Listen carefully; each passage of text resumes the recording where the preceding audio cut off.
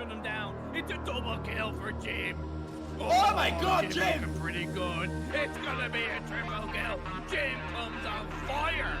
Jim comes on fire.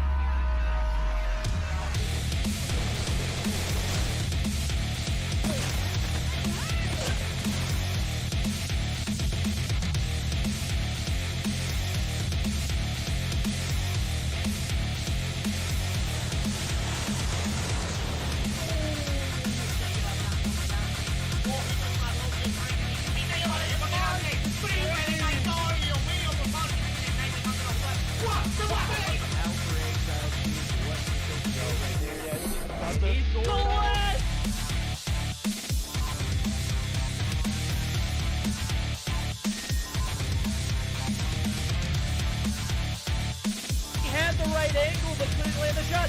The dart comes to 2-piece.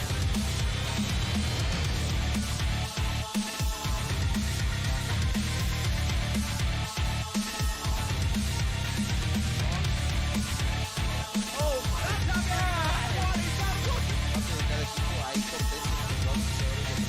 Trató de darle ese respetazo ahí, consigue eliminar a Pelita y rápido se voltea y se destaque na marotagem. Belo ângulo dele. He's gonna be able to take out. Oh my God! Oh no! He was down to 1 second on the clock. Já pegou bala na cara do Master. O Omairinho vai tentando fazer o primeiro.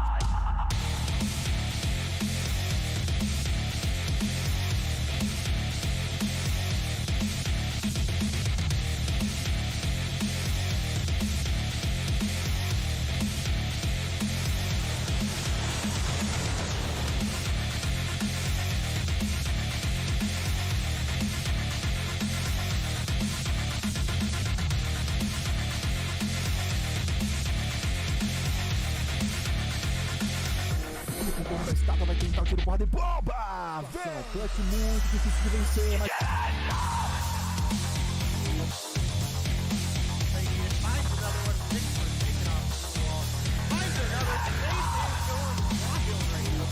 Square on the body that you hit. He no-scope for Apollo right there. He no-scope.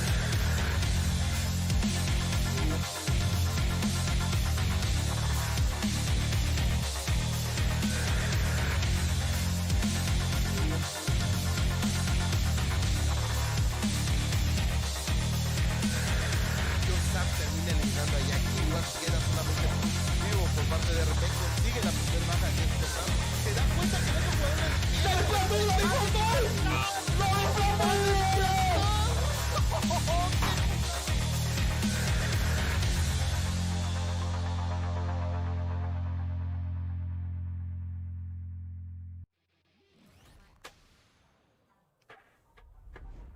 Good evening, everybody. We are back live for another season of Mobile Mayhem. It's your boy Verdict. With me tonight, the celebrity himself, the man from Georgia, reigning in, coming through, the GOAT. Imperium, how are you doing tonight? Oh man, that intro. It gave me all feels in my tummy. Thank you so much, man. Thank you so much. I'm good. It's been a while. There's a bit of a break. We had Stage 4, we had everything go down, but now that the dust has settled, we're back for another season of Mobile Mayhem, and boy, Verdict, am I excited to get into it. Yo, you are not the only one. As a matter of fact, I was looking at last season's, just going over some of the VODs, bro. We had some great times. This was probably our best season to date, and now we've got another one, maybe even better, in front of us. I hope so. I hope so, man.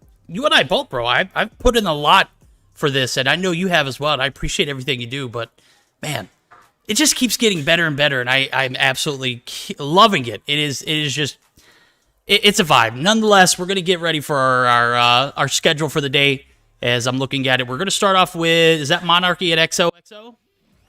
Yep, Monarchy against XoXo for the first game of the day. Then it's going to be Dark Pirates going up against Gallant X Omni, then Noxious Blood against Qlash, and then to end the day we have, and it's a fitting series to end the day, MeSeeks EU going up against Anarchy. You know what, I'm glad you bring that up because, something else that fits the scene is we're going to have a player interview, exclusive one from Dionisio from MeSeeks EU to air. So we'll have the first segment in between the second and third matchups, and then we'll have the first segment on that portion, and then we'll have the second segment right before the MeSeeks EU and Anarchy matchup. So it should be an exciting one. Great guy. Absolutely loved it. We got into the interview room around an hour ago, and it literally didn't stop. Like, we were just nonstop back and forth with everyone from the MeSeeks squad up until about 12 minutes ago. So should be a great one. I'm looking forward to airing it. I'm actually looking forward to jumping into this first series as I'm looking at everything on board. First map going to be Standoff Hardpoint.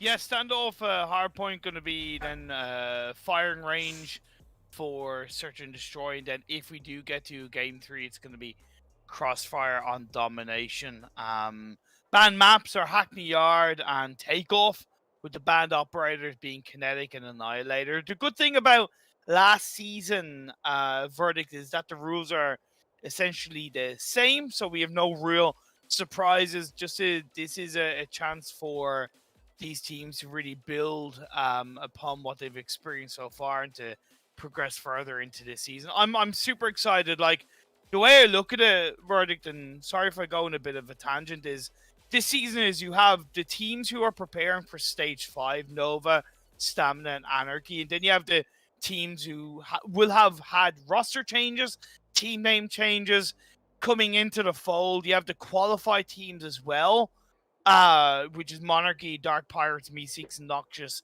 Blood.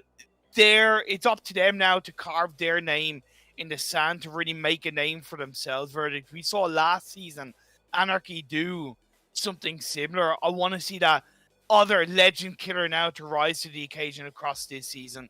It starts with day one. We might not see it in day one, but as we progress through the season, I've no doubt we will start to see some massive surprises come into play. Yeah, I got to speak a little more on that Anarchy team. Absolutely fell in love with everything that they did, as they progressed throughout the season. Truly a Cinderella story. Oh, yeah. Big time. Day put us on game. He was like, bro, you can't sleep on Anarchy. And boy, was he right. Made that call early on in the season, and they just took off like a rocket. Second we saw them play, we knew there was something special going on there. Hell, even me seeing Miney play before that, I knew there was something special about him in particular, with the way he just kind of leads himself, and then with the rest of the team, they've set the world of COD Mobile alight. Simple as that. They've set the world of COD Mobile alight. But now they have the highest standards to set. They don't necessarily have to win every game because, again, teams like Anarchy, like Nova, like Stamina, they're preparing for Stage 5. So they could be trying new strats. They could be working on elements of their gameplay and honing it in. But we know that the European region is one of the best regions in the world. We know that for a fact. Verdict. So if there's one way for these teams to prepare for Stage 5, it is going up against these teams in Mobile Mayhem. It is looking to come up against the best. That will come in time. Before this first series, Monarchy against XoXo, I'm ready to get the show on the road. Absolutely. And as a matter of fact, we're going to go ahead and jump straight into it. Monarchy and XoXo. Game 1, Hardpoint standoff, as we mentioned. Monarchy, a team that literally went undefeated all throughout the qualifiers up until they faced off against a MeSeeks EU squad. We'll see how they fare against the XoXo team. As I see Genius Leader, Faden, Nev, and Faint starting 5. They don't have a sub in. This is all them here in game number 1. We'll see how it pans out. Warvac is a player that I'm on board with, and I'm having a bit of a audio issue. Let me see if I can... There we go. A little bit of a tension there, but nonetheless, P1 opened up, and it looks like the guys over at XoXo are just going to continue to rack up some points. Machine's doing a pretty solid job. At the end of the day, it is XoXo that have a lead in the early parts of this game. The first hard point underneath Granny is always a bit of a slayer, right? It is very back and forth. It's about setting yourself up for that number 2. We know by now it's pretty standard stuff across the board. I would put XoXo as the favorite for this series. Verdict, just simply because of the experience they have on board. Multiple players from this team have played with each other for an extended period of time. They come with a wealth of knowledge. Let's see if they can bring it into this series across the board. It's still very close coming into P2 though. 26-23. Yeah, this is going to be a neck-and-neck fight up into this P2 start, as I do see the break come through. Feints actually going to try and get in, does get taken down. The rejection is real here in this P2 startup. Fading going to be the last one on point. He's not had the best start here. 1 kill on board. He gets taken down. And guys over at Monarchy looking pretty decent here, faring off here in P number 2. Feints going to be right back at it, though, as he finds his 6th. Derek takes down Neb, back and forth trades. This is a bloody battle. It is going to result in XoXo having the advantage as Warvax gets taken down. And still, anybody's toss-up here in P2 as I do see Neb drop down, does peek back up, and XoXo not going to be able to capitalize on the initial break. Literally, nobody has, as I'm saying it. XoXo finally does solidify that P2 hold, and just like that, it's only 15 seconds left. That's not enough time to capitalize on a P2 money hill. Man, no real surprises when it comes to the loadouts verdict. Val here, PP19 there, or Shorty everywhere, so to speak. It's pretty standard stuff in the world of COD Mobile EU by now, and the competitive scene. Faden comes in, gets blown up to smithereens, and opening knock on the door of this next hardpoint will benefit the side of Monarchy as they look to rein in XoXo and, of course, not only slow them down, but get back into the lead. And it's one nice play by Aether. He gets taken down, though, at the end by Genius, who comes in to get another double kill. Very good by Genius. Nice hold there on the perimeter control. Literally going to see all of the guys over at Monarchy spawning in to that tractor side of the map, and XoXo able to get the initial break. Massive for them as they are extending their 30-point lead here, making it 30 now. But P2 battle was just absolutely brutal for both teams. I got to give it to XoXo, who come out on top of that P2 or P3 initial break. P4 contentions are going to come through. We got 4 players from Monarchy on the bottom side. Yes, I need to find out if we can listen in on any of these teams, because now would be a perfect time. Okay, yeah, absolutely. Yeah, let's go to XoXo, because I want to see what they're listening to. There we go. XoXo listening. Hardpoint locked down. Straight up. Why is back factor? Just need Qlash, just need him. Yeah. Utilities, just use utilities inside. One top, definitely. Top there. Top is dead, top is dead. Wait, Okay, don't feed them. Our Goliath, did he get robbed? They've got a specialist. They've got a specialist. Watch out, statue. On that statue. Listen, break it top. He's top. One touch you. Goliath low, Goliath low. Statue dead. One more I can statue. sentry from there. Go next, go next. Yeah, I'm top grannies. Last week, last week. Sentry gun deployed. It's too close. Fight hard. One statue, one more statue. Statue. Lost the lead. Dead Goliath. One Goliath. Hardpoint lost. All right, Imperium, thoughts? Quiet and cool, somewhat collected. However, what I don't understand is when Darks had that Goliath, Taking the lead. why they sent it in one by one. Why were XoXo kind of going in one by one by one? You either full rush it onto the Goliath to shut it down, or you leave it, right? You don't feed a Goliath. You don't feed it, whereas they were kind of feeding it. That really opened the door for Monarchy to get back in. So maybe that's the time in the game where you need someone to pipe up and say, hey, team, let's get our shit together, right? It seems like that wasn't the case. I appreciate the coolness, but it didn't seem to be as leader, heavy as I wanted.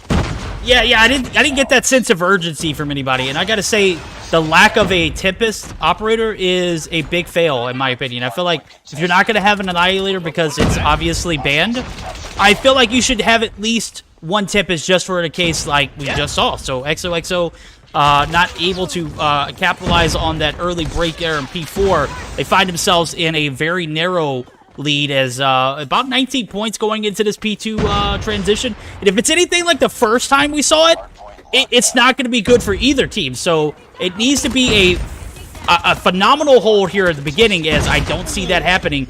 Yep, there we go. The contest comes through and it's taken down. Derek's going to be there on the point. Derek's going to get taken down. XoXo 19 points away and counting as the contest yet again comes through.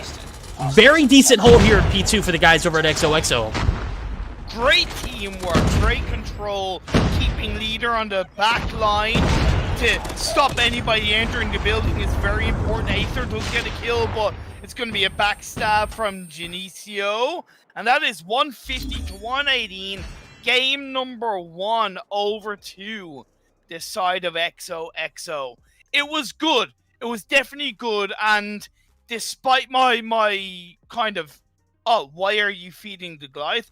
I still had no qualms about them, you know, regaining that lead. It's just, you can't let those kind of situations slip. Because against the best teams, they'll take that and they'll punish you even harder. So good play by XoXo, but more to improve on. Yeah, more to improve on, but well played by Genius, bro. Literally goes 38 and 13. Almost goes triple positive in game number 1 of our first broadcast of the fall season. Absolutely killed it, but again, pushing more for the comms. I understand the calmness because obviously it panned out for them. They had to control the situation, but you know, yeah. I think moving forward, especially against a better team, you're gonna have a ball dropped on that P4 without a Tempest. You got to be able to take out the Goliath one way or another. You can't feed it, as you were mentioning, but a well-played game 1 for XoXo as they take the first game of the series, looking to make it a 2-0 here.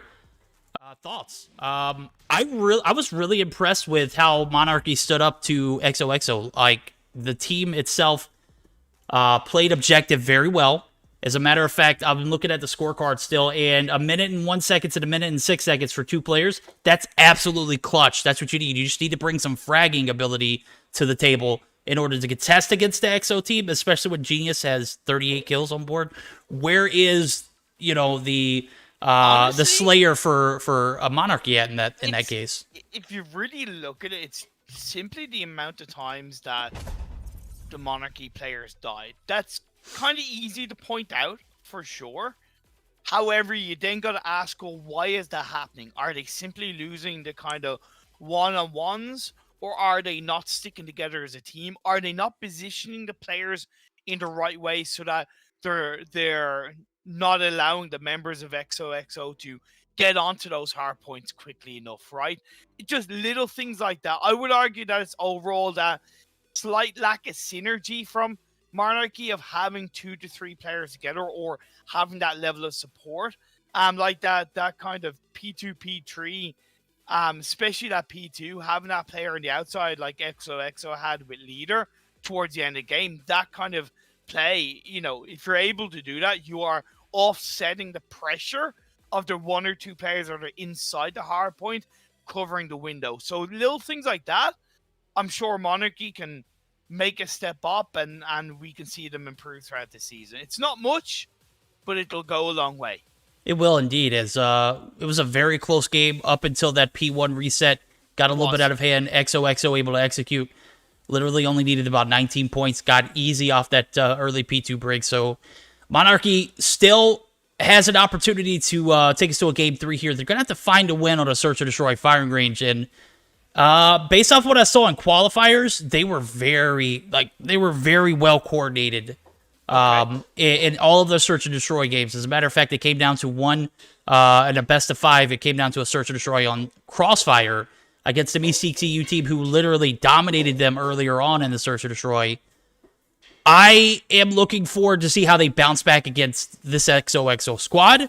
More importantly, I'm just looking for them to step up and take what is rightfully theirs, which is a chance in this series. Like we mentioned a minute ago, it was a narrow loss. Something you could be proud of, especially against an XoXo team who have played literally for the longest. A lot of experience on that team. And a lot of experience together, which is more important. So the tenure of that team, and then, you know, you see how they play against the Monarchy squad there. It was very patient, very calm. We'll see how it pans out here in game number 2 as Search and Destroy firing range is going to be where we'll see this take place. And Imperium, what are your thoughts? Are we going to see a game 3 here? Honestly, I don't think we will. Okay. I do think XoXo will close out game 2. That's nothing against Monarchy. Again, I'm trying to compare experience-wise, because this is the first day of the season. There's a long way to go. Fair enough. So there's, you know, it's even me saying, hey, I think XoXo are going to win is not based off what we've seen over 3 or 4 weeks of already played action. It's simply off the experience of the players that I know both teams have. And XoXo have that extra level of experience. But for, you know, like I said, it's the first game day of the season. There's lots of opportunities to improve, to prove us wrong, to prove us right, and see how it goes. Let's see what Monarchy can do as we're into game 2. Yep, I'm on board with Raptor first because bro was a beast a few seasons back. I don't think he played last season. If he did, I didn't see very much of him. But it's exciting to see him back in the mix. Warvac going to lead the push up. He's half health. And we already see one drop. That's Nev on the side of XoXo. It's good. Good push and composure by Monarchy. Generally seems like they know what they want to do. Just leader left alive for XoXo. The bomb was dropped, picked up by machines, has been played out, has been planted. And I gotta give a lot of credit to Monarchy. They know what they want to do and where they want to go right from this round 1. That's good. Very, very good. All played round 1 for the guys over at Monarchy. And if you're looking at the scores up top, we need to flip that. So, guys, if you see it, I know it. We are on top of it. We'll get it taken care of. There we go. We got the flip in. Round 1 on the backs of a phenomenal start. We're going to see a different approach here in round 2. And it looks exactly the same. They're taking their aggression out early here. Fade and drops. That's going to be Nevin Fate's big 3-piece for these guys. Bomb's going to get planted. This is the kind of pressure I expected them to put on this XoXo roster here in the second round. The same exact that they saw in first round. And the exact same results here. XoXo need to adapt, and they need to do it quickly. Verdict, I'll tell you, Monarchy are playing with purpose, right? I know it can often be easy to kind of run around the map and not really sure what you want to do. Leader gets a shoddy off, but doesn't connect, gets taken out in the end. But yeah, with Monarchy, it's like they're coming into the round as the attacking side and they're going, okay, this is what we want to do. This is where we want to go. We'll send 2 players here, 3 players there. Not necessarily worrying about what XoXo are doing. They're so focused on executing their game plan that it's working in such a good way. It is now. We're going to see a different approach here in round 3. These guys literally bringing the heat in the first 2 rounds, taking it a little slow here in the third. I'm not questioning it because it looks like they have a game plan and they're executing it flawlessly. They're going to play for picks, as I do see Derek's top wood is going to take some shots. Is going to be weak. Nev going to get a nade off of this back alley area. Not going to hit anything. Raptor gets the first blood. Warvac going to follow up with some decent snipes. And they have been consistent so far in the search and destroy. We're picking those up. Raptor's in fear of getting taken out here, but is going to be able to rotate back. And it looks like a collective push towards the B site. Derek's bomb in hand. Going to go ahead and get the rotation over. Nev picks up a huge frag, but is actually going to find 2. Double. Go, Nev. Let's go, Warvac. Knocks down Genius, so that's going to be another kill for Nev. Carrying XoXo on his back, putting it down. 2v2. Dark still with the bomb in his hands. Warvac comes in. He gets the kill. That's going to be the round over to Monarch. Close for Monarchy. Sorry, close from XoXo. But again, Monarchy, they are playing with purpose. And if you noticed, Verdict, round 1, B side. Round 2, A side. Round 3, B side. Switching things up. Keeping XoXo on their toes. And the way that they actually did it was a little different, too. They may have pushed that B site the third round just like in the first, but they didn't do it exactly the same. They played it conservatively here. Yeah. Based off the pattern that I'm seeing here, they're playing it conservatively. We might see that A push come as they flip it up. I'm absolutely loving it. They came in with a well-planned out strategy, and they're executing it to a T. And XoXo doesn't have a response. As a matter of fact, they are looking pretty clueless right now. They don't know what to expect as exactly what you would, would see after taking punches in the first 2 rounds. Now we see the conservative gameplay in the third panned out. not necessarily panning out here yet. Warvac drops first as Fates finds first blood for the first time for XoXo. After 4 rounds now, they finally have an advantage. We'll see if they'll be able to capitalize on it, as I do see Machinist actually pushing up. He's in a compromising position. Raptor going to get dropped here, and now we're going to see things fall apart for Monarchy. But will they be able to recover it? We'll see. As I just saw Raptor reconnect, he could have had a connection issue to begin with. So, I appreciate the conservative play, and I don't disagree with it. But when you play too conservative for too long, you allow your opponents to open that door and pick up, let's say, the first kill, maybe the second. Warvac has been pretty integral in these first 3 rounds, a lot more than you might think. Verdict, that made it a lot harder for them to pull things back. Derek gets taken out, and the round goes over to XoXo. Yeah, 1 round going in favor of XoXo. Could this be the opportunity for them to get back onto their game plan? Because they've been thrown off so very hardly here in the first 3. I'm thinking Monarchy needs to push one site like they did the first 2 rounds just to switch it up. They don't need to do this conservative gameplay because, as you mentioned, you give this team the opportunity to adjust. They do it well. The B site is going to get pushed. Nev's going to get the nade down. Nev is going to be obliterated. Aether finding first blood. This B site is open. Not so fast, though. Faden's going to be there. He's taken out. Leader drops. That is going to be a 3-for-0 trade. Fates going to be on the top side of container. Actually, he's still an American. As the bomb goes down, he's going to be on his own. Genius drops to Warvac. A very well-executed round here for Monarchy. 36 seconds on the clock. This is looking like another round going in favor of them. Derek's hit marker. Fates. 3 kills. Doesn't hit the shots to follow up. We're going to be flipping sides with a 4-1 advantage in favor of Monarchy. Very good. Monarchy recognized that they made the mistake of being too passive in the previous round. So what did they do? They went, okay, we're going to play once again with purpose. We're going in a little bit heavier. We're going to send it in, and we're going to drown them out. That's exactly what they did. So clean. I would argue, seriously, some of the best search and destroy attacking play I've seen ever in Mobile Mayhem. I'm not trying to like hype it up just for the sake of it. So cool and collected from Monarchy. Yep, we're going to see 1 drop early. That's Raptor. Bombs planted. Aether with a push gets absolutely obliterated. Backside, A-long. Leader going to find Machinist too. That's going to leave Warvac and Derek's to pick up pieces. Genius shots there. Derek's going to be left in a 1v4. Is going to be spotted by Faden. Got ourselves an intense matchup now as we have flip sides, and it looks like the flow of power there. Yeah, it's transferring right over to XoXo. A well-executed round for them. So we'll see how the defense adapts here for Monarchy, as they had I want to say a flawless 5 rounds. Granted, they lost one of those. I'll stick to it because it kept their opponents on their toes. They switched things up fast. Warvac's going to get opening blood. That's massive. Yeah, 100% when you're the attacking side on this map, it's always a little bit easier to control the pace of the game. Genius catches Warvac out. It is traded, though, with Derek's getting the counter kill. Body advantage still in the favor of the Monarchy boys. Aether has had a wonderful search and destroy game so far.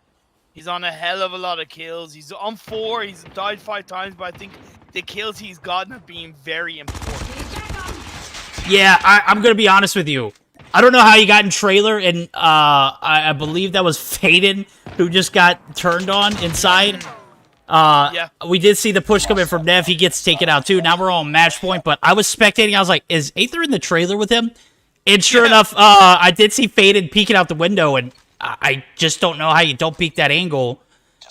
He paid the price, though, as his life was dropped there. Aether picks up their 4th and 5th inside of it, and that's going to be match point, as I just said. Monarchy, look at it. Look at this strategy, bro. They're all pushing mid. They don't care. They know what's up. Machinist's going to find 1. Genius gets dropped. So Nev going to get a free bomb plant, but no, he's not. Raptor's here. Feint to a double kill, though, to open things up and turn it a little bit around in the favor of XoXo. Machines shuts Feints down for the time being. Still body advantage in towards the members of XoXo, no, I speak too soon. It's a 2v2. Aether, he's going to be left in his own. Leader with the shotgun. Aether comes into the trailer. Shuts fading down. It's just Leader left to his own devices. 20 seconds left. The bomb is planted. He has to make a move. He's going to give away his location here. Aether actually. Into the window. He's going to move to the shotgun. Stabbed him in the back. Nice play by Aether. I told you. I told you he's been playing good. He didn't have a lot of kills up until that point. But the kills he's gotten, Verdict, have mattered. God damn it, they've mattered. They have. Aether, bro, literally played that as flawlessly as he could. I saw Leader go into Armory, and I was like, oh my god, Aether's going to rotate right in front of him and just get his head blown off. That was not the case. Leader got a little anxious, peeked out, and paid the price. Well played by Aether and Monarchy, taking us to a Game 3 on the back of a 6-2 win in the Search and Destroy. I made a comment about how well they, regrouped in Search and Destroys. Like, they literally took control of the Search and Destroy against MeSeeks EU in the Crossfire map. That's exactly what they did. As a matter of fact, they didn't even need to regroup in the Search and Destroy. They just took the control off the bat, and they never gave it back. They didn't look back at all. 6-2 win. Well, I mean, even look at the scorecard. You can see it. It's very well balanced. Derek's top frags with 8 kills, 7 kills for Aether, 6, 5, and 6. That's about as even of a spread as you could get. As you look at it on the side of XoXo, they do the same thing, but they kind of potato there. 3 kills for Nev, 3 kills for Fade, not the kind of performance you see from these guys on a regular basis. Like, Derek's was absolute standout. We didn't really give him enough credit in that Search and Destroy. 8 kills, popped off. He did an absolute wonderful job. Just as a team, though, Monarchy performed so well. They knew what they wanted to do. They knew how they wanted to play. Even when they were defending, yeah, okay, it's always harder to defend, but you saw where they sent it all into that mid. Just that kind of blanket effect, that teamwork that often is missing from Mobile Mayhem. Monarchy showed it's there, and when it works, it works. Bro, that was a dicey push. I would not have expected it. Obviously, XoXo didn't expect it. But you don't see an aggressive push like that. That was one of those ones was hey, you know what, we're on match point. Let's see if it goes. Let's just do it. And they did it, and it worked out. I was so surprised by that push. I'm still speechless. We're going to a Game 3. Domination Crossfire going to be the deciding factor? That's disgusting. This is a nasty map. I don't like Crossfire for Domination. We'll see sides flip. So we're going to flip scorecards as well. XoXo going to be on the CT side of the map, I believe. No, are we not going to flip? No, we're not, actually. So, I'm confused. There we go. Fate's just leaving the lobby. So we're going to see Monarchy on the C side of the map first. So this should be an interesting one. Didn't expect this to go to a Game 3 as Imperium made his prediction, and I was 100% on board. So yeah. I'm 100% with it as here. What are your predictions now after seeing that Search and Destroy performance? Is that the kind of mojo that Monarchy needed to take us to this Game 3 and potentially upset an XoXo? Or is XoXo going to have too much of a fragging power with, I believe it was Faint who dropped 38 in Game 1, or was that Genius? That was Genius. Honestly, is that going to be a factor here? I'm aboard the Monarchy hype train, bro. Yes! Just a little bit, yeah. I'm with you. It's only the first series of day 1 of Mobile Mayhem, and I'm already being proven wrong in that sense, right? Monarchy just played like a veteran team in that last game. They do need to carry forward. I know that Domination is it's an objective-based game, and it's a lot more fast-paced, so that will require that kind of same energy, only, sped up 1.5 times, right? But I'm aboard the Monarchy hype train from a team standpoint. We talk about the experience of the XoXo roster in individual players, and yes, some of them have played with each other in the past. But are they as well gelled and formed as a team as Monarchy? Based on their Search and Destroy, no. It could have been the first day nerves for Monarchy in Hardpoint, where it was very close. Let's not forget, right? Yeah, it was very a close to one. that start point. So now that Monarchy are feeling a little bit more confident, a little bit more warmed up, I could see them take domination. You know what? I only got one thing to say to that. Yeah. Verdict is in, bro. I got my gavel with me, bro. We're going to bring it off. We're going to start the season off right. Verdict is in. My wife is over there. She's cooking, and she's just laughing her butt off, bro. She's like, what is going on? The verdict is in. We're going with Monarchy in Game 3. So get on that hype train. Spam Go Monarchy here. Not because we don't like XoXo, but because that Search and Destroy performance was hands down the most dominant one I've ever seen from a new coming team. So, Scotty from MeSeeks made the comment, I love the gavel in the background, bro. I love it. I had to bring it into play. So, we're going to get geared up. I love it, man. I love the gavel. You know, I love it. Freaking Judge Verdict. Judge Verdict's in, bro. There you go. You know, Judge Judy, eat your heart out. Oh, bro, Judge Judy's a beast. I absolutely love Judge Judy. If you didn't grow up watching that, or if you didn't watch that at any point, you're missing out in life. Just like we're missing out here in Domination. B site still uncovered. It looks like Monarchy got the picture. They're on the hype train. They get the B cap real quick here. They have the advantage being on the good side of the maps, though, to begin off with. So we'll see how that factors into the second half. And more importantly, how this first half ends. So first half looking so far so good. No, shoddy there. Oh, you had missed 2 shoddy shots. Raptor, it was a great play by Raptor. He went up the stairs, ducked into a room, hid behind, and then he got the clear backstab onto the member of XoXo, but missed the shoddy shots, unfortunately, either way. 17 or 18 to 14 in the favor of Monarchy. They have the double cap once again. Here's the thing, like, they're playing rings around the XoXo players. They got the B cap, they lost the B cap, now they've got the A and C cap. It's just kind of one step ahead. It is, and it's panning out. They're going to have a triple cap moment for a moment there, but the A cap does get taken back. Predator missile comes through. B is secure for now. Cannot give these guys anything to work with in this first half, as you're going to be at a disadvantage moving forward into the second. I'm absolutely loving the strats here from Monarchy coming through hot in this first half of the domination. Need every bit of a lead you can get.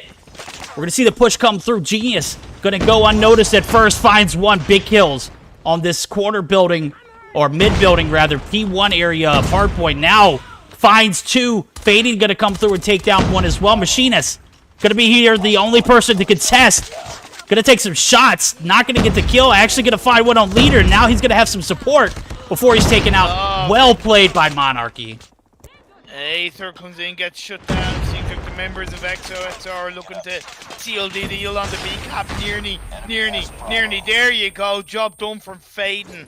After taking down, Aether was able to secure the bag. A double cap in the favor of XoXo. Before that lead gets too far away from them, before we get towards the end of the first half, this looks like it's shaping up very similarly to the first game. Hardpoint between these two teams, 63 to 44 still in the favor of the Monarchy boys. Pushing on forward, they want to take out the B cap once again and have that trade, but it's not going to be done. Never with the double kill. Nicely played. Nicely played indeed, and I'm fearful that the guys over at Monarchy have ran out of gas because, as you mentioned, it was very close in the first game. The hardpoint could have literally gone either way, but after that P1 reset, it just got out of hand. XoXo able to capitalize on a massive slaying ability from Genius here. We're taking a look at the scorecard. So far, so good. 75 to 58. Only a 17-point lead. Will Monarchy be able to solidify this game 3? I'm looking at Raptor scorecard. 3 and 10, not going to cut it, bro. Genius, not necessarily having the Genius kind of game that he had in Hardpoint.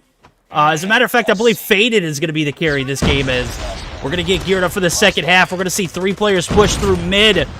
Faded going to be there on the deli side, gets 2. That's massive. The B-cap should come along with that. Lovely play. Absolutely lovely play. Double cap right off the bat from XoXo. They know they need to shut down the members of Monarchy, you know, give them a taste of their own medicine, right? They allowed that OP to come in.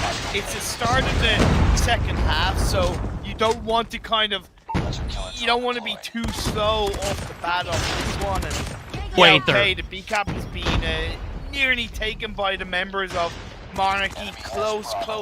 Okay, done. But I still appreciate XoXo's aggression at the start of this. Absolutely. Actually, this is going to be a perfect opportunity for us to join in the Monarchy's VCs, as we'll go ahead and give them a chance to sound in as they just picked up a Goliath. Push back. Trophy, boys, someone trophy. I'm coming. Please, fast. Targets in sight. I mean, real quick, fast. I need trophies right now. They're pushing B. One bottom left. Dead B. Watch out, house. They're gonna push A, guys. Normally, they're gonna push A. If they're not done, they're gonna push A. Show me. I got one. Last one, low. One shot. Trophy down. Who's shooting at me? What the fuck? He's one shot. Pushing B, two pushing B. Yeah, one pushing A. Only one pushing A. I got A. One's behind me. He's pushing A. He's low. He's one shot. Wait. I need help on B. I'm low. Boys, I'm low. Go see. Prends mon cul. Mais Conquest on A, Conquest. One tap. They're gonna take B. Conquest on A, GG's. Come on, push it. 3 kills, push it. On a besoin d'une cap, je crois. Une seule cap, on win. Oui, mais push it. Oh, he's low on B. One cap, we win, guys. One more B. One cap, keep it, guys, keep it. We win one cap, guys. We win one cap. Dead on B. No, see. Oh, shop, one shop. Faut garder là. Camp on A, let's camp on A. We're losing this fight. I gotta say, I'm loving it. The energy's all there. The comms a little desperate at points, but they know what they needed to do to solidify this win, and right now all they need to do is camp A, and you heard it. Imperium, what were your thoughts? So good. Like, yeah, okay, there might have been kind of elements of desperation, but there was also a lot of purpose behind what they were saying to each other, i.e., I need help, there's two here, cover A, you know, little things like that. It all makes a bit of a difference. Every single thing they said, there's meaning behind it. Honestly, this Monarchy team are really impressing me. I'm sure they're impressing XoXo here is they're putting pressure on all 3 sites. They got A covered. They send one coming through to the A or to the C site. Definitely held all of XoXo up. Now the B is in potential to be capped here. I think they can win off this single cap, but I love the aggression because not only does it spread your opponent thin, but it also takes a distraction or takes their eyes off the prize, which is that A site. They need a triple cap desperately, and I don't think XoXo is going to do it. That is going to be game 3, potentially 3 seconds left. 2 seconds now. A doesn't look like it's going to be capped. That's going to be Monarchy upsetting XoXo in game number 3 here as they win the series 2-1, 150 to 145 in the domination. What a different Monarchy team that we saw from that first hard point. Am I right? Yeah, I really look. We know that there's going to be stronger opponents that Monarchy are going to face across the Mobile Mayhem season. Without a shadow of a doubt, they've yet to come up against, you know, John's like Stamina, Nova, Anarchy, whatever. But in this isolated series, they heavily impressed me. Going up against a team of quite experienced players and high-tier experienced players, Monarchy impressed us. Their teamwork impressed us. Their communication impressed us. Their purpose impressed us. And they deserve that win off the back of that. Yes, some of the players are weaker individually, but it doesn't matter when, as a team, we're working together, you know, countering your opponents in the right way. To me, the floor is yours, Monarchy, to build on that, to improve, and show us what you've got across the rest of the Mobile Mayhem season. Because that 2-1 was very well deserved. Whoa, that was a... I mean, to be able to bounce back after that first game and then just outright dominate your opponents in the Search and Destroy, I would have been upset if we didn't see Monarchy win that series. And I'm not being biased because I don't like one team or I don't like the other team. I'm saying that because I could not imagine Monarchy not taking that series based off of the Search and Destroy play. It was just too overwhelming. Yeah. And XoXo did not have an answer for it. It looked like they hadn't practiced Search and Destroy or hadn't played at all, to be honest with you. They were outplayed, out competitive. It was just an all-around a great performance, and that'll just prove to you that when a team comes together and plays so very well together, what they can accomplish. Now, granted, XoXo may not be that top-tier team that we're looking at in Anarchy or in Stamina or Nova. I think they came into this first game of or first series of day one of the regular season and really proved a lot of people, wrong, including myself. So well played for Monarchy as they take that bag 2-1, bro. This was a perfect way to start the season off. Am I right? Yeah, yeah, and one point that you kind of hit on, which I think you're dead right on, is XoXo as a team are out of practice. So, once they do have that, that synergy rebuilt up, and those kind of strategies formed up, then I'm sure we'll see a much better XoXo side. But for now, they got punished for that lack of practice, for that kind of rustiness by Monarchy, by a very well played Monarchy. So I'm excited. That first series was a good start to the Mobile Mayhem season. Phenomenal one, as we're going to get geared up for our second series of the night. It's going to be Dark Pirates and Gallant X Omni. It's going to lead us to our first intermission, guys. Don't go anywhere, as we're going to keep rolling with some of the better games here for the night. We'll be right back.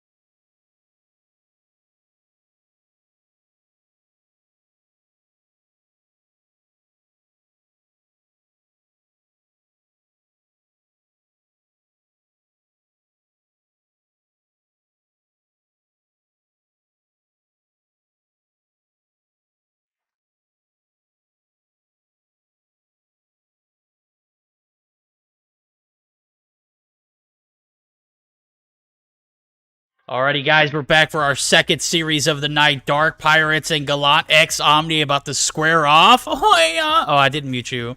Oh, dude, that's tough. I think chat needs to hear that for 1 second. I think Kike just popped it. He wanted to hear it too. Oh, yeah. Oh, yeah. That's right, guys. We're gonna get geared up for our second series of the night. And something that I neglected to bring up earlier, and I'm so sorry. Some of the teams that are available, as we saw the Monarchy and XoXo matchup come through. So all of the teams.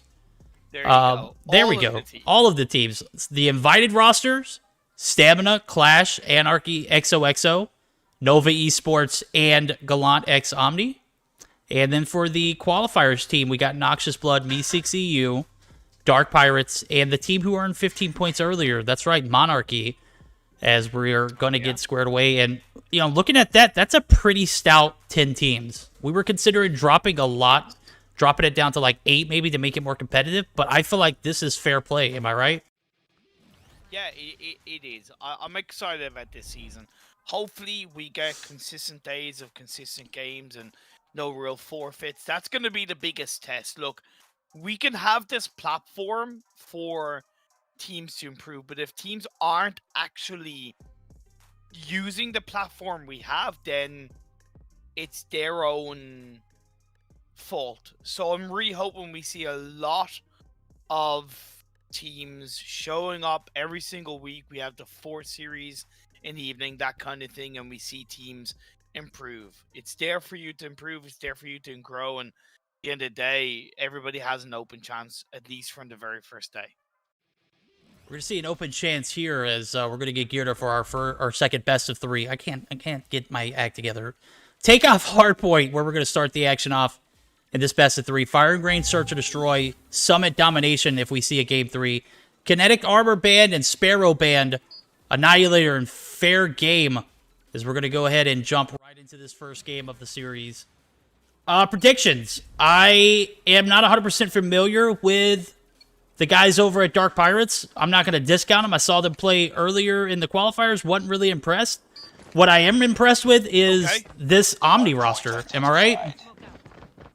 This Gallant X Omni roster has won the last 2 Nova Champions Series back-to-back. They won the Purge series as well. So this team is more than ready for the big time. I'm expecting a pretty clean sweep. I'm expecting them to make Dark Pirates walk the plank.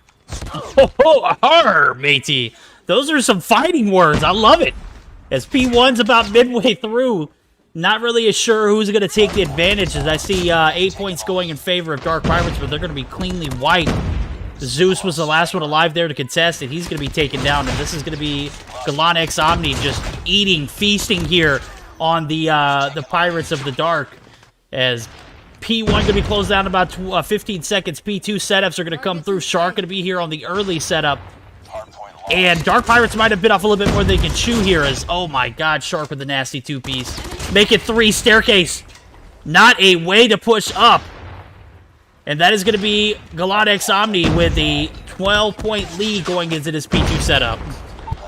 Yeah, P1 is always tricky, so even having a bit of a 10 to 12-point lead is pretty acceptable. Nova, Spy, the coach for Nova, playing for Gallant X Omni in this series. And across the mobile Mayhem to open things up.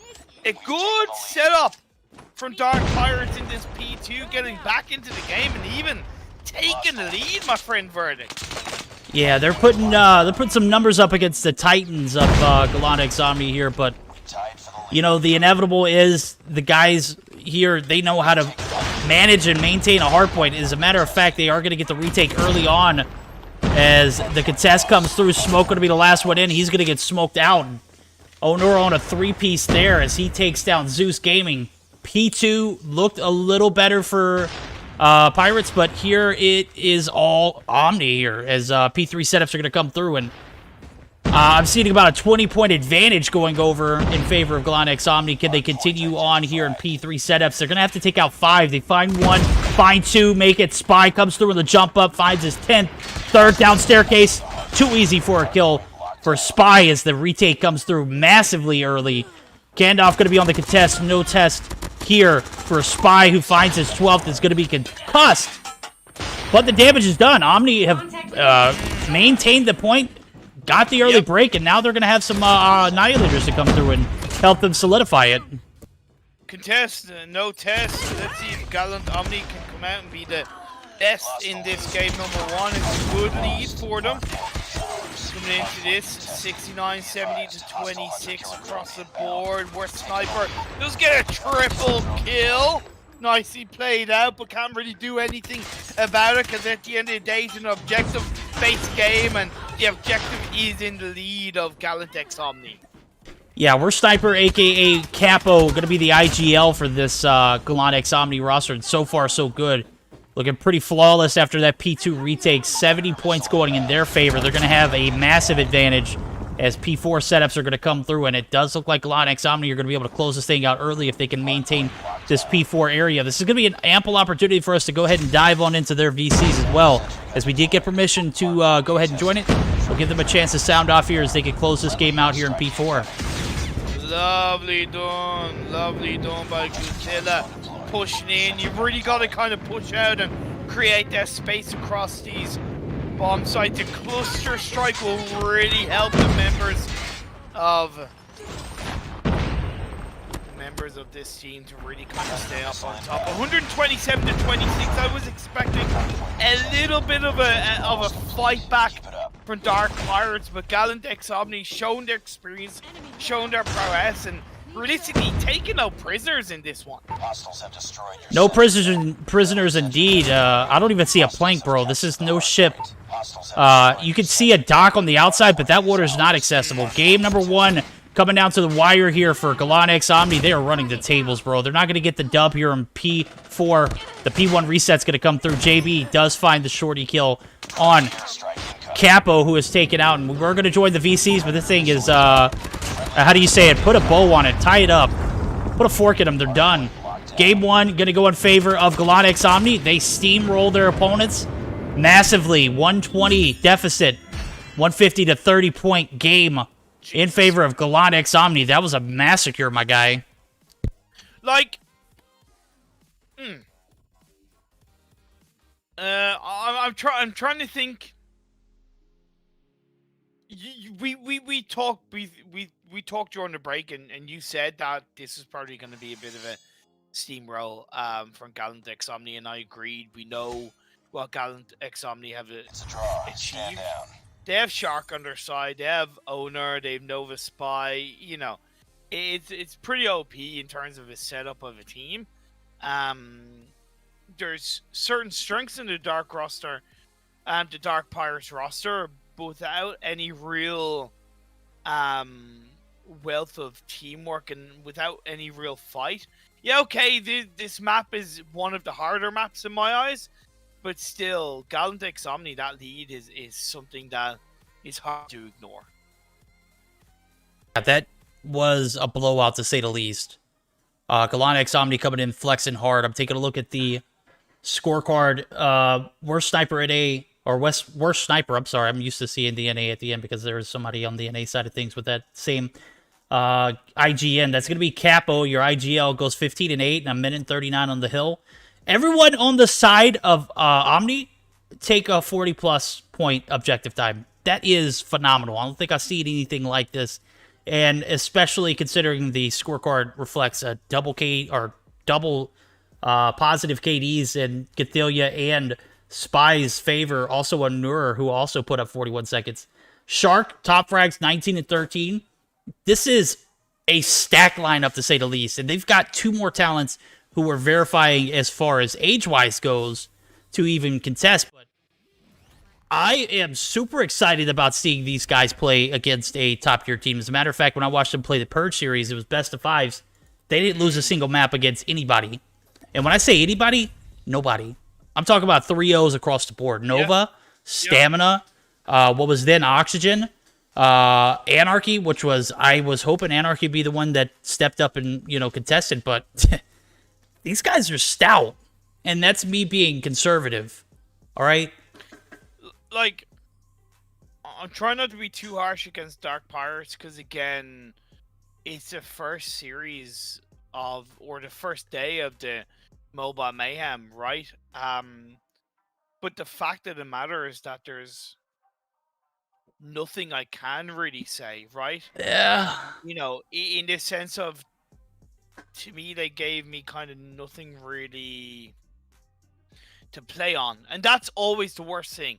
If there's something I can massively criticize or bring to a fold from why they lost the game, you know, then yeah, cool. Or if there's something in the strength-wise of, hey, I see where they were trying to pull things off, that's also a positive.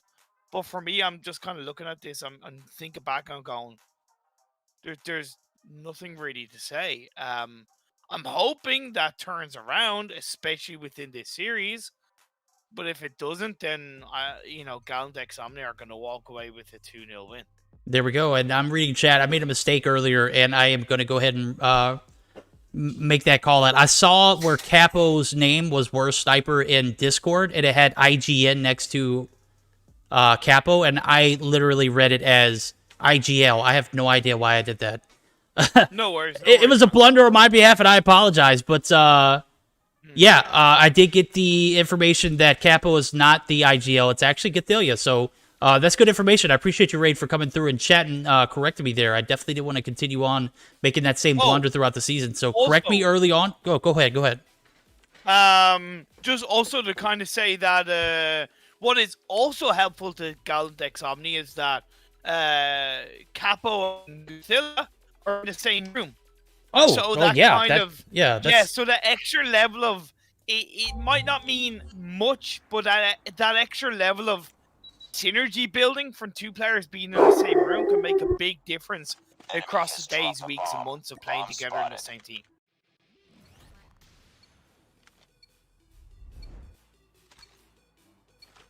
There we go. Sorry, Herschel was sounding off in the background. We didn't even get a chance to join the VCs of Omni, as game was literally over before we could even get a chance to. So we're going to see how it pans out here in Game 2. Won't be joining in, obviously, for comms here because you just don't do it on Search and Destroy. Zeus Gaming and team are going to make their way through the back alley. Jungle site. Spy going to be there. Finds one. Spy going to find JB and Zeus. Jerry going to be taking down Gathelia. Comes through on the backside. Mar finds one. Players are dropping left and right. Now it's a 1v2. A much better performance here in the Search and Destroy so far, but I don't think that's going to make a difference. I think Gallant X Omni can still close this thing out. No! Kickoff! Well played, bro. No 1v1 now. Around the corner, Gathelia goes, uses the MX line, gets the final kill, and point over to Gallant X Omni to kick off this Search and Destroy. Indeed, a stronger start from the side of Dark Pirates, but again, they are the attacking side, so they should be winning these rounds. They should, but that's not the case. They actually had a 1v1 level playing field there in that first round. Kickoff couldn't clutch it up. Now we're going to see Shark actually push up, gets taken down Airy on the snipes. Big opening frag for the guys over at Dark Pirates, and a little bit of an advantage here early on. We'll see if they'll be able to capitalize on it. Airy takes another one. Hit marker. Can Capo regain his health? He can't. Does find the shots to land. Airy's taken down. Gathelia finds JB, and now a 3v3 2-for-2 trades. Onur drops Kickoff. Just too OP, but Kickoff going to be left in a 1v3 now as two more players from Dark Pirates are found and ousted. Kickoff finds one. Spy. Drop Gathelia and Mari. Oh my, Capo finds one. Gathelia drops. I didn't see Mari still alive. His profile picture literally threw me off. Mari's still alive and kicking. He has a sniper and a shorty, so it's either super far away or super close up. He switches to the ASVAL though. He's going to play it in. The bomb is in his hands, and to be fair, Verdict, having the bomb does give him a much stronger level of control. And it's going to be up to him to lay the foundations for a round-winning push.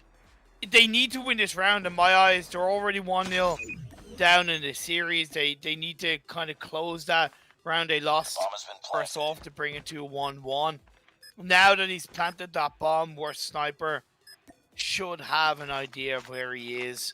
35 seconds, he's gonna make a move.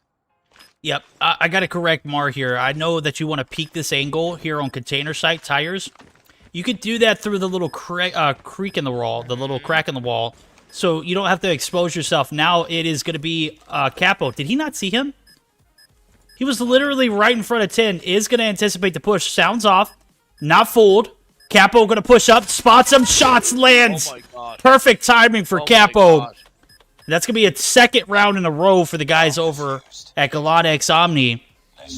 But I got to give it to Dark Pirates. They're playing the Search and Destroy very well. Just haven't been on the lucky end of the draw here. As comes down to 1v1s at the very end. Just not able to win those fights. And a little advice for Mari, who had the bomb planted. You don't have to peek that. Play time, bro. I know you were anxious. Exactly. You know, just play a little bit more time. Yep, couldn't have said that better myself. Couldn't have said that better myself. He had all the time in their hands. You had control across the board. Oh my God, Capo with the double sniper knockoff just like that. Juri and JB, the two players left off from the Dark Pirate side. They're still looking for their buried treasure. Shiver me timbers, it's not looking good for them. Another round lost 3 into the favor of Galactic Omni. Oh boy, I cannot get enough of the puns, bro. They are actually on point. Loving it. Shiver me timbers. How do you think of this stuff?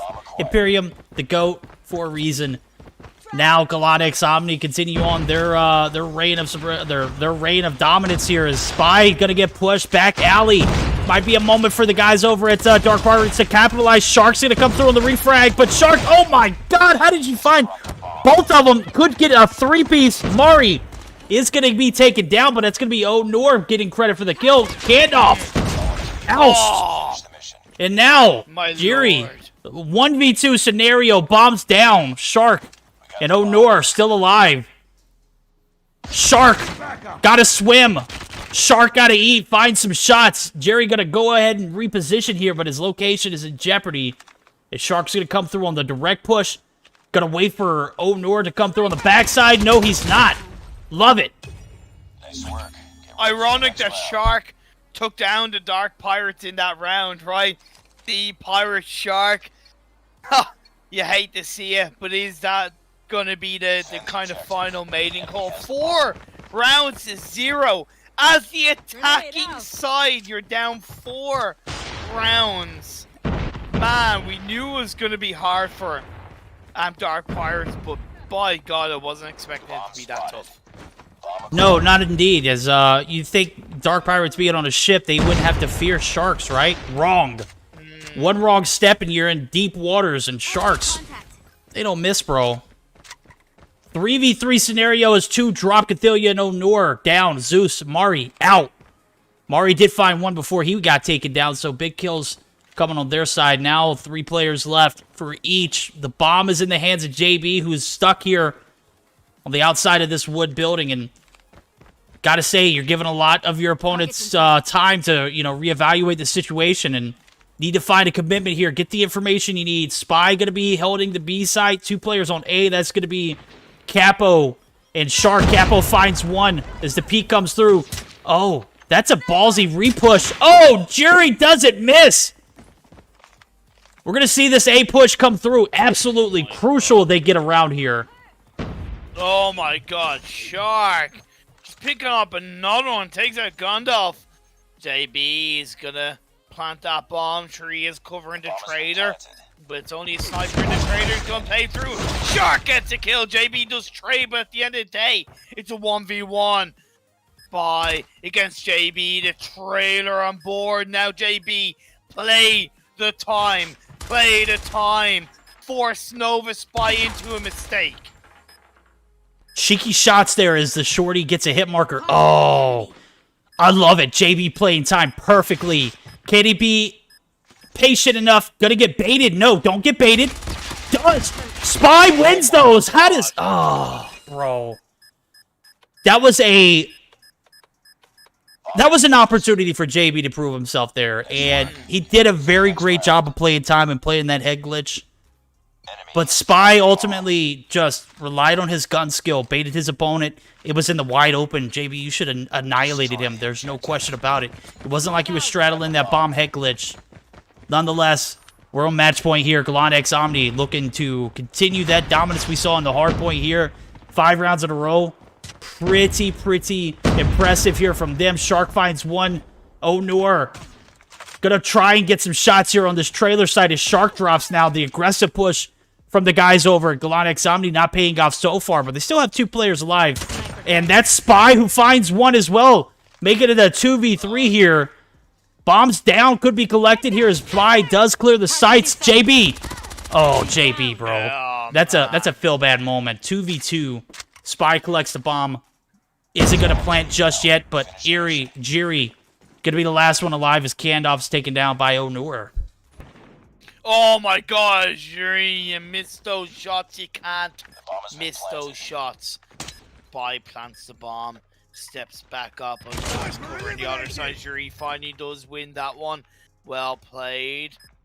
A little bit surprising Nova Spy peeked on up while Onur wasn't close by to him, but I don't think the players from Galactic Omni are too surprised. And what a way! That was a 360, by the way. That was a 360. That was a 360. No-scope sniper shot to end the round, to end the game, to end the series. Gallant X Omni winning 2-0. Onur, you should be ashamed of yourself, bro. That was disgusting. I'm kidding. I clipped it, bro. I clipped it. Don't worry. I got you. Fucking sensational. Just ridiculous, bro. Game number 2 going exactly as we'd expect. I made some comments off air that kind of just stuck true. I'm not saying this Dark Pirates roster isn't one to be feared, but this Qlash Omni one is. These guys are absolutely OP. 6 rounds in a row. We saw 3 questionable rounds that could have gone either way. Obviously, it went in favor of Omni, but Dark Pirates have a little bit of something to build on. Just need to find those execution skills on point. JB's got to find those gun skills. Got to get in there, man, and just practice, because there were two fights that I saw him take that he could have absolutely destroyed his opponents. That 1v1 with I'm not sure who it was. It was Spy who baited and pushed up. Spy literally doubled down and got away from the bomb head glitch and just said, "Hey, take the shots, kill me." Yeah. And JB couldn't execute. You know, that's a choke moment for him. That's a moment to learn from.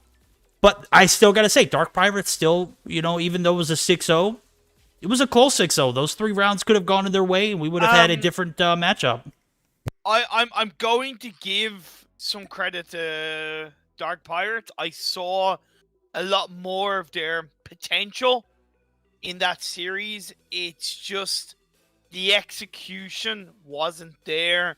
The losing the 1v1s, not playing the time as well on some of the attacking rounds. Just little things like that. The inexperience shows from a qualified team compared to a team like Gallant X Omni, who have the backup wins of tournaments behind their belt, and of course just experience as a whole.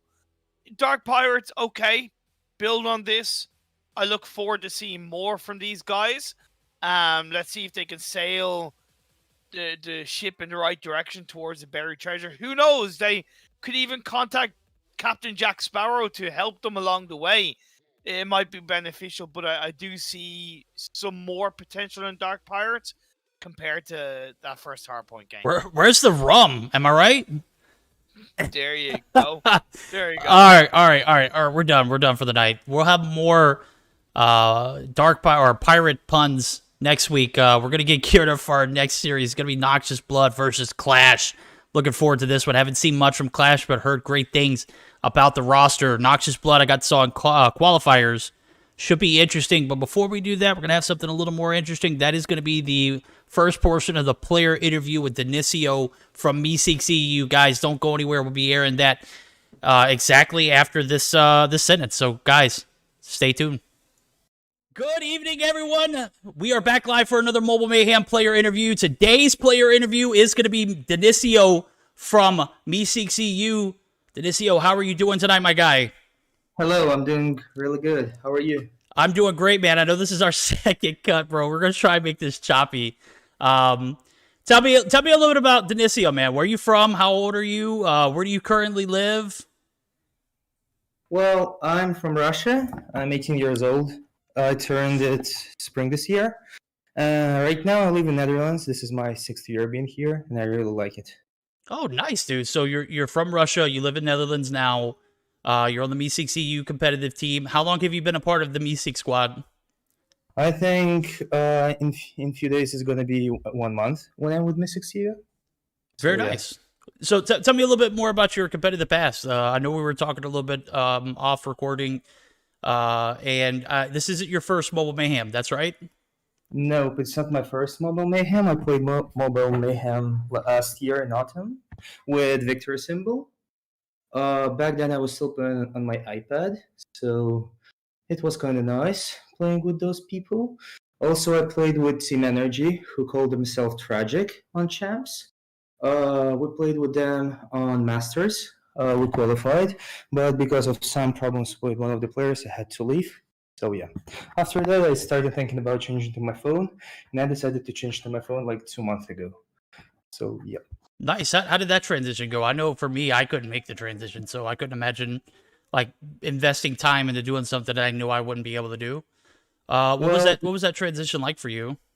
Well, transition was actually quite hard because when you start playing on your phone, you need to get used to the smaller screen, but that's not like the hardest thing. The hardest is that you need to find a new sensitivity. Surely, because like the gameplay from iPads and phones, they differ.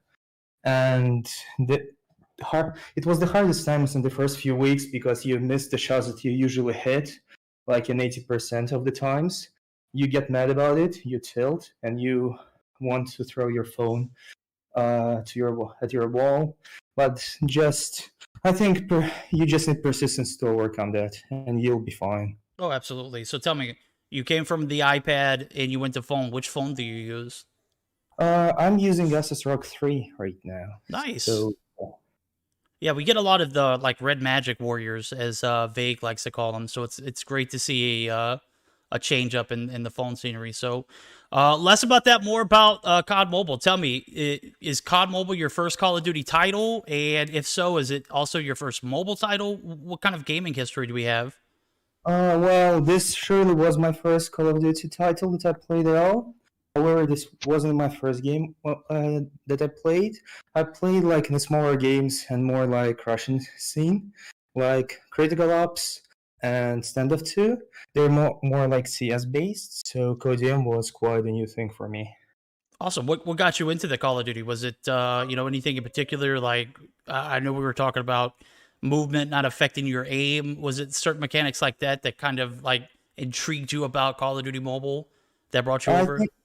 I think I really liked what snipers are allowed to do in this game because literally you can jump shot, you can slide. Like I really liked how the game looked like, but also for me it was a surprise that nades kill you with one hit, that you have trophies and like more utility and more weapons than in any other games. Oh, that's decent, bro. Is this your first competitive title? Like, did you play professionally in any other mobile games or console, PC, anything like that?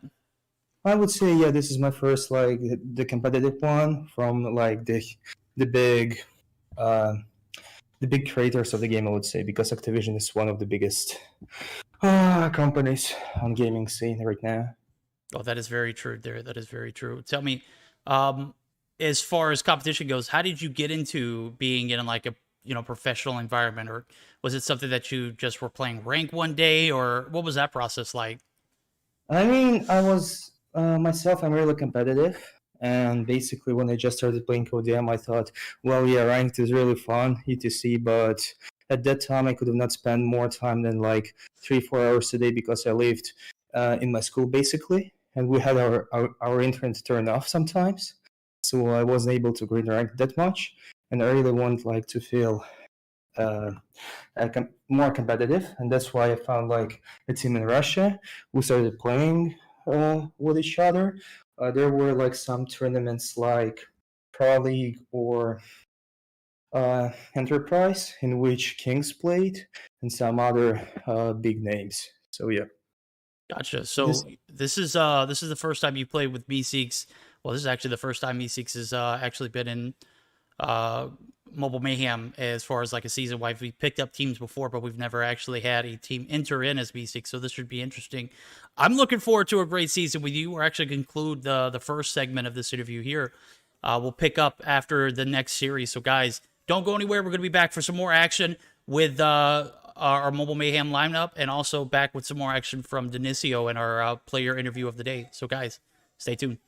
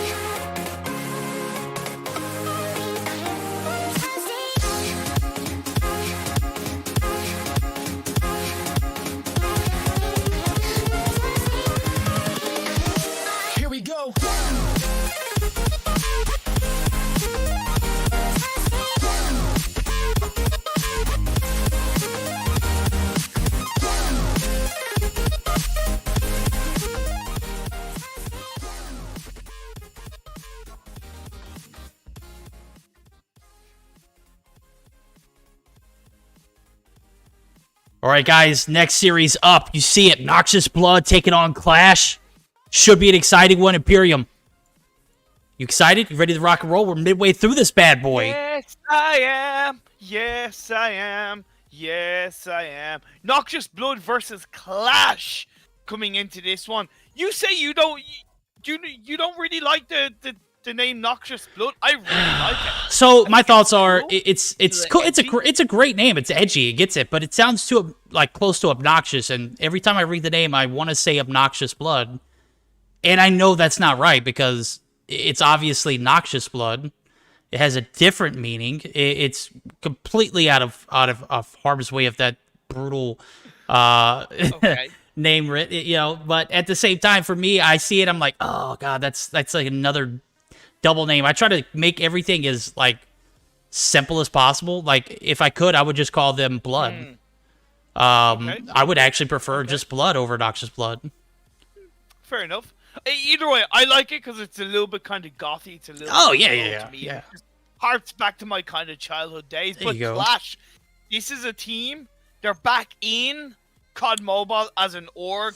They have Nepals, they have XoXo Rebirth, they have Patrox, Ipana, Spectre, ZRZM. A team with a good bit of potential. I would say a great bit of potential. Some good experience with the likes of XoXo Rebirth and Nepal specifically. I'm expecting them to lead a charge. What's your thoughts on the roster of Noxious Blood? Bro, I gotta say, you know, they put it on Twitter as well. Moro, just absolutely so cracked with a sniper, bro. He did not miss anything in the qualifiers in Search and Destroy, bro. Literally racked up like 14 kills. So I'm gonna be looking for him in particular for that matchup. Okay. As I'm taking a look at it, I think we got best of threes ready to rock and roll too. So we're starting it off on Summon Hardpoint. Yes, we are indeed. Then game 2 is going to be a standoff, Search and Destroy. If we do get to a game 3, we just seen one so far today. It's going to be a raid domination. So nice to see a different kind of set of maps on board. Summit, I'm very much looking forward to for this hardpoint. I've really kind of turned a bit of leaf on Summit, believe it or not. I've kind of seen Summit in a bit of a new light as a map, and I've learned to appreciate its nuances across the board. Standoff is standard. All these 3 maps, to be fair, for the most part, are standard. I would have Qlash to win 2-1. Okay. You see Noxious Blood play a little bit more. Could you see them winning this series? I only saw them play 2 matches, which they got absolutely destroyed in the hardpoint. Granted, it was against Monarchy, who we saw play earlier today, and they are a beast. But I don't think I could say that they'll fare against Qlash here. So we'll see how it pans out. We're going to jump into game number 1. We're going to give them the benefit of the doubt and say it goes to a game 3, as you said. But this hardpoint, I got to favor Qlash here early. Yeah, definitely gonna look to see if they can get off with the bang. Nice smokes being thrown out by Qlash, by the way. Absolutely blocking off the vision from the rest of the side. It means they can play around this first hardpoint to begin with, get some early control. Really good proactivity from Qlash. Yeah, if you're going to get on board early, getting that smoke down is going to be absolutely clutch, and it did come into play. Apollo going to come through on the clutch, or the contest, he's going to get absolutely annihilated. Big frags coming out, but Moro there to get the refrag and some objective time. He's going to be taken out, and P1 is a bloodfest so far. Not a Noxious bloodfest, though. It always is. It always is a bit of a bloodfest. We know it by now. It's about just kind of getting as many points as you can and hope that you're not too far behind and hope that you're in a little bit more of a lead. Very close, 18 to 15. Ipana specifically is having a pretty good start to this game. He's already on 5 kills, only 1 death, but I feel like he's being let down by the rest of his team a little bit more. He gets another double. Zed follows up with the double, but where again? Where's the rest of the Qlash side? A little bit more teamwork might make it count, but we see the next hardpoint come on board, and the Qlash side are setting themselves up for that. Yeah, they are. I'm going to see Spectre up top. He's trying to get that top control to come through. As we see the flip comes through early, doesn't necessarily mean anything as far as that P3 rotation, as we're still like 45 seconds away from that happening and starting off. So a phenomenally played P1 and P2 so far for the guys over at Qlash, but I got to give it to Noxious Blood, who are there immediately on the contest. They're not giving any free points to this Qlash roster. They're really making them earn it. Yeah, big time Apollo playing up on the top of the stairwell by the B cap, looking to get some shutdowns on board, and another one played out in his favor. He does get taken out. 10 seconds left of this second hard point. How long do Qlash hold on to it? Do they give it up now? It seems like they have given it up, and they're playing for the third hard point. Yeah, they're doing a great job of getting those rotations to come through. That's going to be absolutely clutch for this P3 money rotation. This is a money hill. And I believe Qlash has what it takes to go ahead and invest into that spawn control. Naples actually going to be on the backside, hovering over the tower side of the map. And that is absolutely what you love to see. Panda going to come through, pick up a nice 2-piece. Very good. And things are just rolling smoothly here for the guys over at Qlash here in Game 1. Yeah, it seems like that investment is taking them right to the moon in this Summit Hardpoint game number 1. They have roughly a 30-point lead, 30 seconds left on this current hardpoint. I'm going to say it's going to be very hard for the breach to be executed for Noxious Blood. It hasn't worked out so far. Doesn't seem like it's going to work out for now. And this is some great teamwork from the Qlash side. Yeah, Qlash, great synergy, great teamwork. I'm sure their comms are on point. As a matter of fact, I think now is the perfect opportunity to go ahead and jump in, as we'll go ahead and see how they do this P4 break.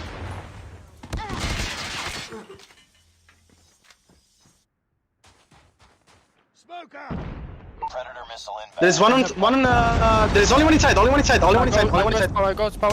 I got go live. One mid. They're coming snow. No. No dead. Hostiles have captured. One There's back. one is in a... Connector on top. They're two mid. One inside. Two inside. There's one in con... One is on... He spawned out. One is on con. Okay, I'm holding his spawn. Hardpoint. Last one inside. Get inside. Yes. Only one inside. They're spawning A. Only one. They're spawning snow. What's snow? Container.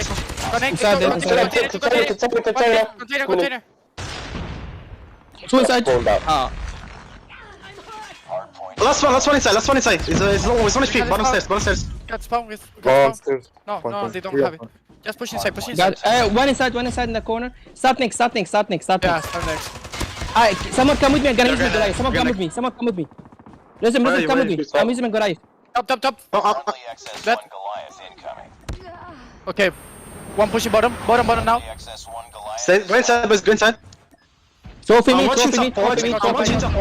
He's on snow. One is on snow. He's inside now. Nice, good job. I stand top. Yo, I'm going bottom. One inside. Well, stop. What sort of Where stuff? is it, boys? Where is it? One connector. One shot on the left side. No, he's caged. I'm going snow.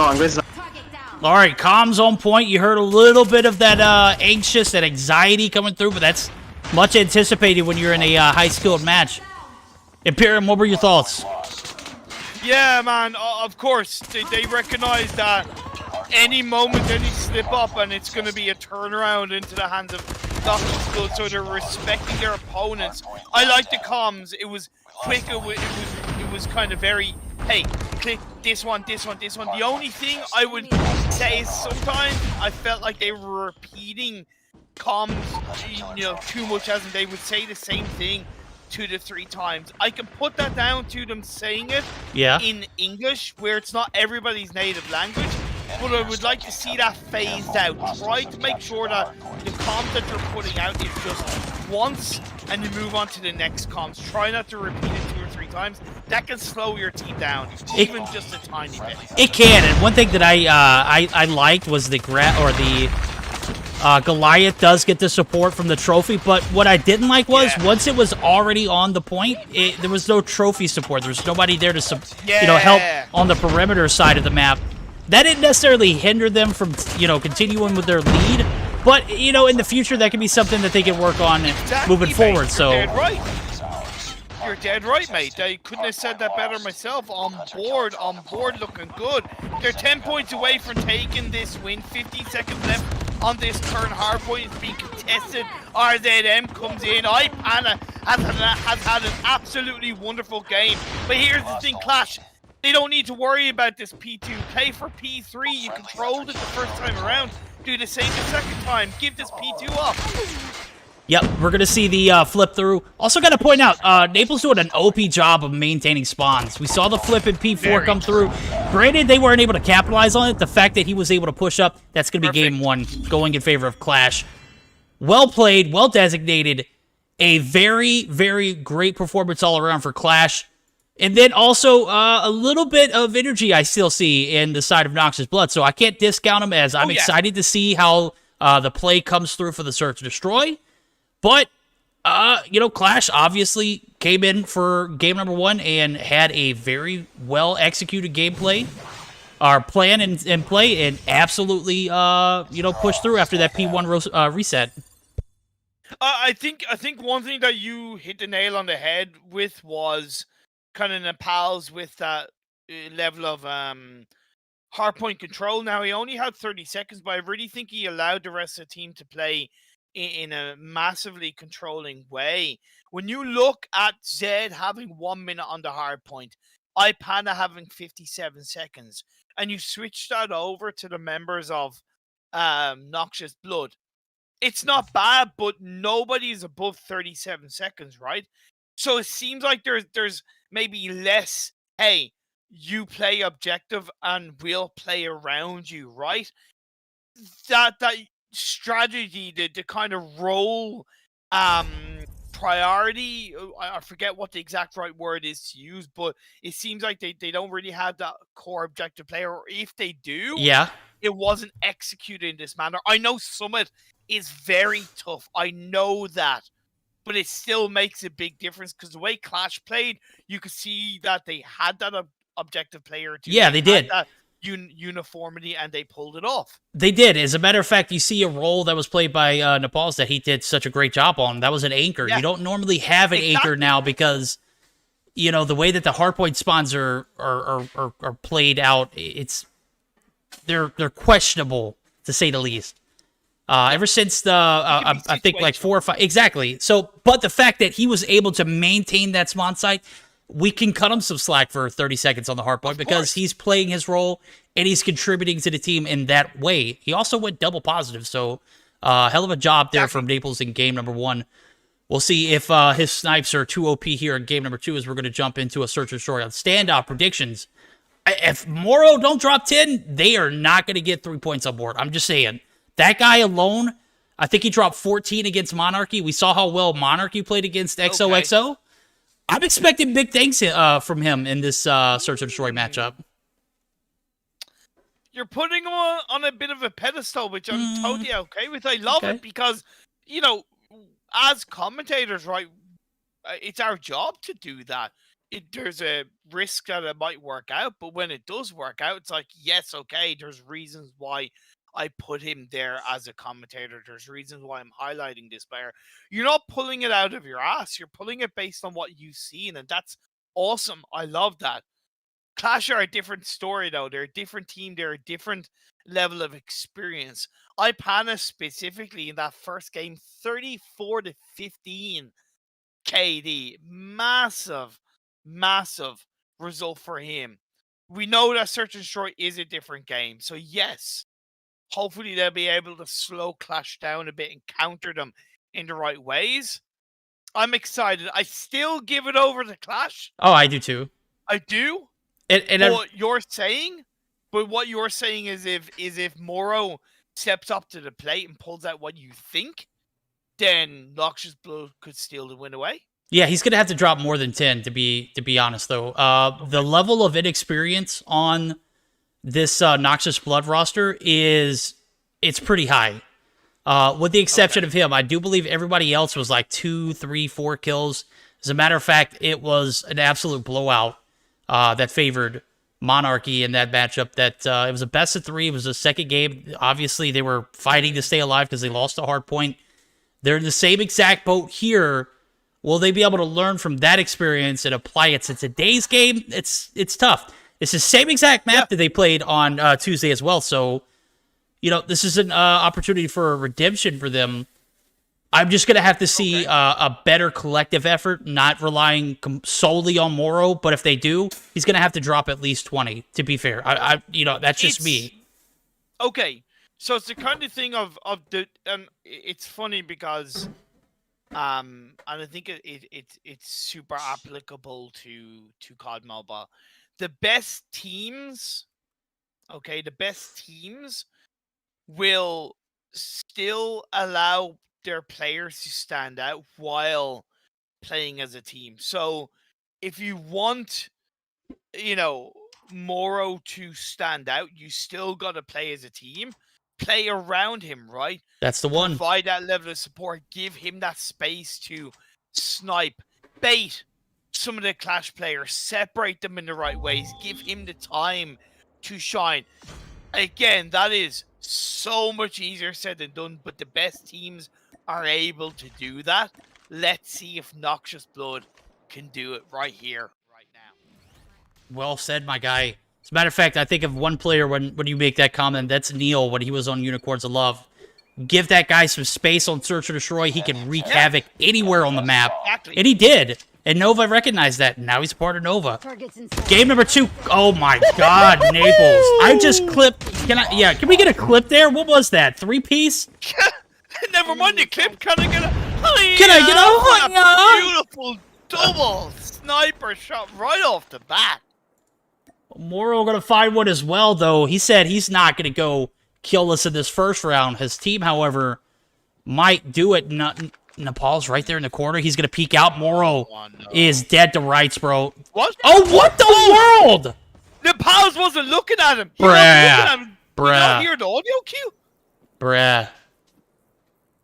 Can we get an F in chat? That was like that was a moment where I believe Nepal's could have actually gotten a ace if he had stayed alive. We're gonna see Moro pick up his second. Bomb is down. Zed and Pen are gonna be right here on this A-Cubby site tractor. The push gonna come through from Moro. He might bite off more than he can chew with this. He is gonna fall back. Great composure by the side of Noxious. Blood.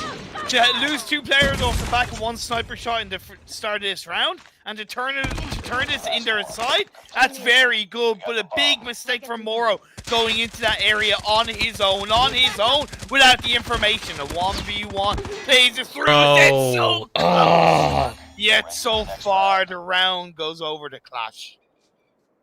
Yeah, as it should. Qlash picked up 3 off the bat. Nepal's absolutely violating with the 2-piece off the rip mid. Caught 2 lacking, got the 3rd one as well, but he actually got caught lacking in mid as well, and Granny's paid the price, could not hear the audio cues. We'll cut him a break there. Moro! Oh, can I get some more of those shots, bro? So good. So good. Man, I pan on to Nokia. It's a good start. AJX gonna plant that bad boy right on the bomb site and get shut down straight away. Ipana, he stood out in the first game on hardpoint. He's put the Noxious Blood side in this round down to just 1. Sniper against sniper. Moro looks for the shots off on towards Ipana. Plays out, switches over to Shorty. Down, nice nade by him. Oh! Into space, connects the shot. You called it. You said it coming into this. If Moro is given the time to shine, he will shine. Bro, Moro just an absolute beast, bro. 1v1 against Pana, I'll take it. Moro. I need to see some more of that action, though, here in this 3rd round. Could have been a 2-0. Obviously, it didn't pan out in your way the first round. A little bit of redemption in the second. Spectra drops early. Apollo gonna give the support to this OP Moro and Abyss roster here. I've seen Ajax actually pop off in instances too, or AJX. I don't know what he goes by. I want to say Ajax though, because it just sounds cooler in my head. Do you want to call him? Okay, let's call him Ajax. Let's call him Ajax then. Okay, Ajax staying behind a wall for the time being. 1 round apiece. Much better from Noxious Blood in this search and destroy. I talked about how they can slow Qlash down. They've already got 1 kill on the Spectre, so the body advantage is in their favor. Now, what I will say is they're not taking advantage of that body advantage, because right now we're still at a standstill in spawn. We do see a little bit of traction on the backside where Abyss actually going to be a 1v1. RZM lasered. Abyss picks up their third. This is the kind of support you need to give to an OP roster that has literally a hands down one of the best snipers I've seen up and coming in Moro. This is the kind of support I needed to see earlier on Tuesday. This is what I'm talking about. Enemy contact. Enemy sniper. Pana and the pals. Once again, Pana left on his own. 1v3. The bomb is going to be put down on the A side. Standard stuff. Oh my god! Lord. Oh my lord! Pana, like, is this guy even human? Verdict: is this guy actually even human? Based off of what I'm seeing on the tank jump ups, no, he is not. He is different. He is built different. The body shots coming in panned out well on Pana, clutching the 1v3. The BM, love it. Early on in the search and destroy, this is getting spicy. Nice work. Get ready for the next round. Beautiful. Pana, fantastic. Really, individually, really well played. Simple as that. Extremely well played. I don't hold that against Noxious Blood because it's not often you get shut down in that way, right? Maybe they could have been better on their defensive setup, so they weren't caught out like that. But that's easier said than done. Easier said than done. They need to turn this one around. Sorry, should I say RZM being put down to low health by the members of Noxious Blood. Yep. Pana hitting them with the best shots, literally giving Moro a taste of his own medicine. That haze side of the map was not it, bro. He peeked out literally one shot. 1v3 clutches are real, and Pana here got all 4 of his teammates still alive, so a 5v5 will pan out here. As we see 2 on A, 3 aggressively pushed up. How did Zed, or not Zed, but Abyss go unnoticed initially? Naples finally finds him, but he literally got past 3 players on the Qlash side of the map, and I'm still not sure what happened there. We're going to see the 1 player drop, and Moro's actually going to be weak, taking some shots. Nice ego challenge, love it. We'll see if it pans out here. To me, verdict, Noxious Blood are making a bit of a mistake. They're not being aggressive enough. So, in my eyes, Moro isn't being given the time to play around in the right position to get those sniper shots off. Because he's technically somewhat in the front line, right? They do get a kill on the RZM, so it's an even 4v4, so you just start to make a push. And there you go, Moro's given the space to shine. Gets 1, gets 2, that's what I'm talking about. Maybe a little bit late into the round, but I like the way it's being pulled off. Takes down Pana. Spectre's left on his own. He does get a kill on the Ajax. Looks for the sprays, slows him down a little bit, but steps up a bit too soon and gets shut down. I like it from Noxious Blood, but again, bit too passive for a little bit too long in my eyes. Bit too passive indeed. Panned out there, but I gotta stop saying pan, bro. I literally see I pan. I'm like, I gotta say pan now. It's just funny to me. At any rate, 2-2 here. Last round on the attack here for guys over at Noxious Blood, looking to be obnoxious and take the lead. They could very well do it. Find an opening Blood on Spectre. That's massive. Can they take advantage of it, or are they going to continue? RZM definitely on the backside. RZM going to push up and overextend. That's going to be Nokia. Don't hit me on that Nokia phone, bro. Not going to happen here. Nokia does find 1. It's a 3v5 2-man advantage. Moro. Give me some more of those shots, bro. Absolutely loving it. Really good. Looks like the Nokia 3310 is coming on board. It's a brick to the face. He does get taken down by Nepals. It's a 1v1. Moro against Nepals. Moro wins those. Nice turnaround. Gets around for his team, and a very important round verdict, because that was their last round as the attacking side. Now they have to go on the defense. They have to shut down Qlash. Yeah, this is an opportunity for that conservative play to come into effect. As a matter of fact, this is what I love about the conservative side of the defense. Ajax gonna clean one out, and Pana RZM gonna get the refrag here. The conservative gameplay out the window now. Where was the synergy in the attacking side of the things? It's not panning out when you're aggressive on the back end. Nokia gonna find one, but that brick not able to survive. Nokia 33 out the window, bro. I'm sure it's not broken, but it is definitely out for this round. Enemy down. Okay, Apollo. Wonders have to be made. Zed gets taken out. 25 seconds left on the clock. The bomb is down. The defense is laid out. Into the corner. Spectre takes him out just like that with the shorty. How disgusting was seeing both of those guys in the cubby with shorties in their hands? Like, you guys are probably some of the top-tier sniper talent, and that's where you stick yourselves at? Well, why not? I'm appalled, bro, and so is Apollo. I love it. Hey, you gotta do what you gotta do, my friend. It was the best way of defending, sticking close to each other. Simple as that, and they were covering all angles. I really liked it. I liked it as well, but Panna coming through with the snipes.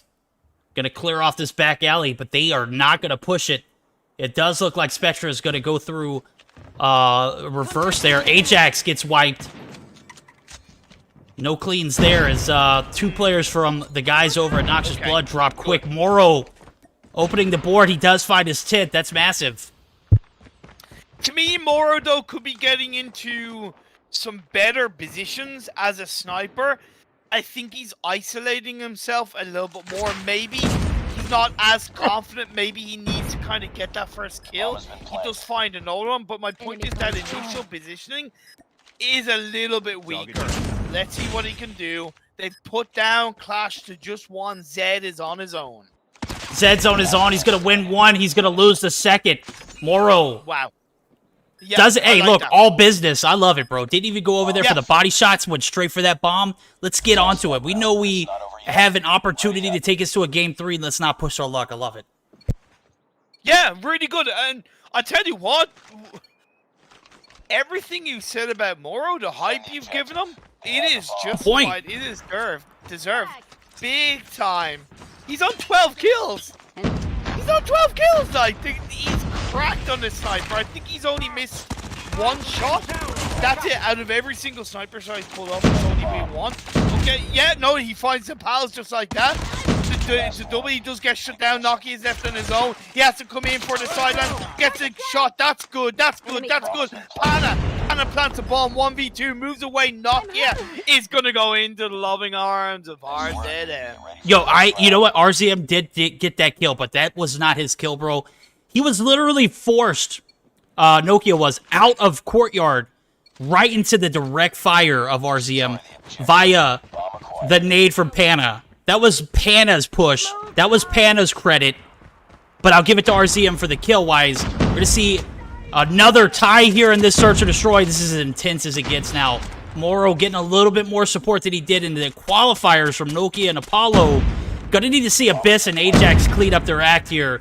As the bomb's planted, 5v5. RZM finds one, finds two. Big AS Val kills. Come on. 4 apiece. You still have a chance. Nokia. Hello, Nokia. This is Imperium speaking. Time for you to step up. Doesn't work out. Leaves Moro left in his own into the open field. And Spectre takes him out 5-4 in the favor of Qlash. Yep, now match point. This is the time for reality to set in for Noxious Blood. Lose another round. This is a 2-0. Can't start the season off on this foot. Get 5 points. Regroup yourself. Nokia, I know you heard the call, bro. It came through loud and clear, my guy. Will he answer and rise to the occasion? Abyss finds one. Abyss is taken down. Oh, Zed. Zed coming through, taking down Moro. That's massive. Zed and Naples left in a 2v2 against Ajax and Apollo. Apollo putting on earlier 7 kills, only 5. Oh, 5. So Ajax picks up 2 since I last said it. Zed gonna push through.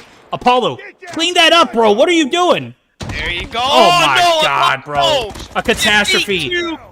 You peeked too quickly. Yeah, Your teammate was trying to, get back up to full health. He taking a bit of damage. Oh, just that synergistic mistake on board. Yep, he's gonna get. Yep, jump up right here. I don't think he sees him. Ajax, it's your moment to shine, bro. That's it right here. That's an easy kill. We're going to a round 11. Well played. I thought he was gonna get scoped on the top side of that jump up, but Naples dropped the ball. Literally, that's the second time we've seen him get killed in areas where he should have heard or seen the opponent. Destroy the objective. We'll see if Noxious Blood can take us to a game 3. It's gonna come on the backs of this round 11. Oh my god, this is round 11. This is round 11. God damn it. Credit to both of these teams for pushing each other to the limits. Qlash showing their wealth of experience. You see Noxious Blood showing their obnoxious playstyle, especially Moro with those sniper shots flying on through. At the end of the day, they have the bomb. Noxious Blood do control this round, but then can they turn that control into a win, into a series opening game 3 for them? Time will only tell. 0 kills on board so far. Verdict. Yep, this is a standoff and standoff. Who would have guessed? Naples actually going to spot Apollo. Apollo actually going to get the sit rep. Is going to bounce back. Well played there. Apollo, you peeked that, you know, any longer. Oh, he's going to re-peek it? Confusion. But I do see Naples. He's not actually going to be in a direct line of fire. We're going to see the push come through. Smoke comes in. We're going to see Abyss get the Simtex down to clear that A side off. And this is it. This is for all the marbles here. RZM going to come through the mid. He's going to get a free kill. Oh, not he's gonna get another one. Abyss. Ipana, RZM, they get the double. Moro over Apollo, left up on board. Moro gets the jump shot. He's gonna be in a 1v2. He's gonna have to clutch it by himself. Naples. We're gonna see some more shorty action in Cubby as they have opted to sit right here together. Oh, Spectre, that's a beautiful view there, my guy. I caught you in 4K. Moro going to come through in the contest. An ego challenge of a lifetime. Naples absolutely violating with that shorty. You should have guessed it, my guy. That is exactly what they were going to play it for. That's exactly how it panned out now. 6-5 win going over to Qlash. Look. A lot of love to Noxious Blood. A lot of love to Noxious Blood. Resilience, strength in their side. Some mistakes made in how they position themselves, especially on the attacking rounds. Verdict. To me, that was their weakest side, the attacking rounds. If you want to let a player like Moro shine more heavily, and he still did shine, you've got to pull that strength off a little bit earlier in those attacking rounds. Not play so passive. Not allow Moro to be technically the one in the front line like seemed to be the case. And even in that 11th round, I respect that you went for the push, but that was so late into the round.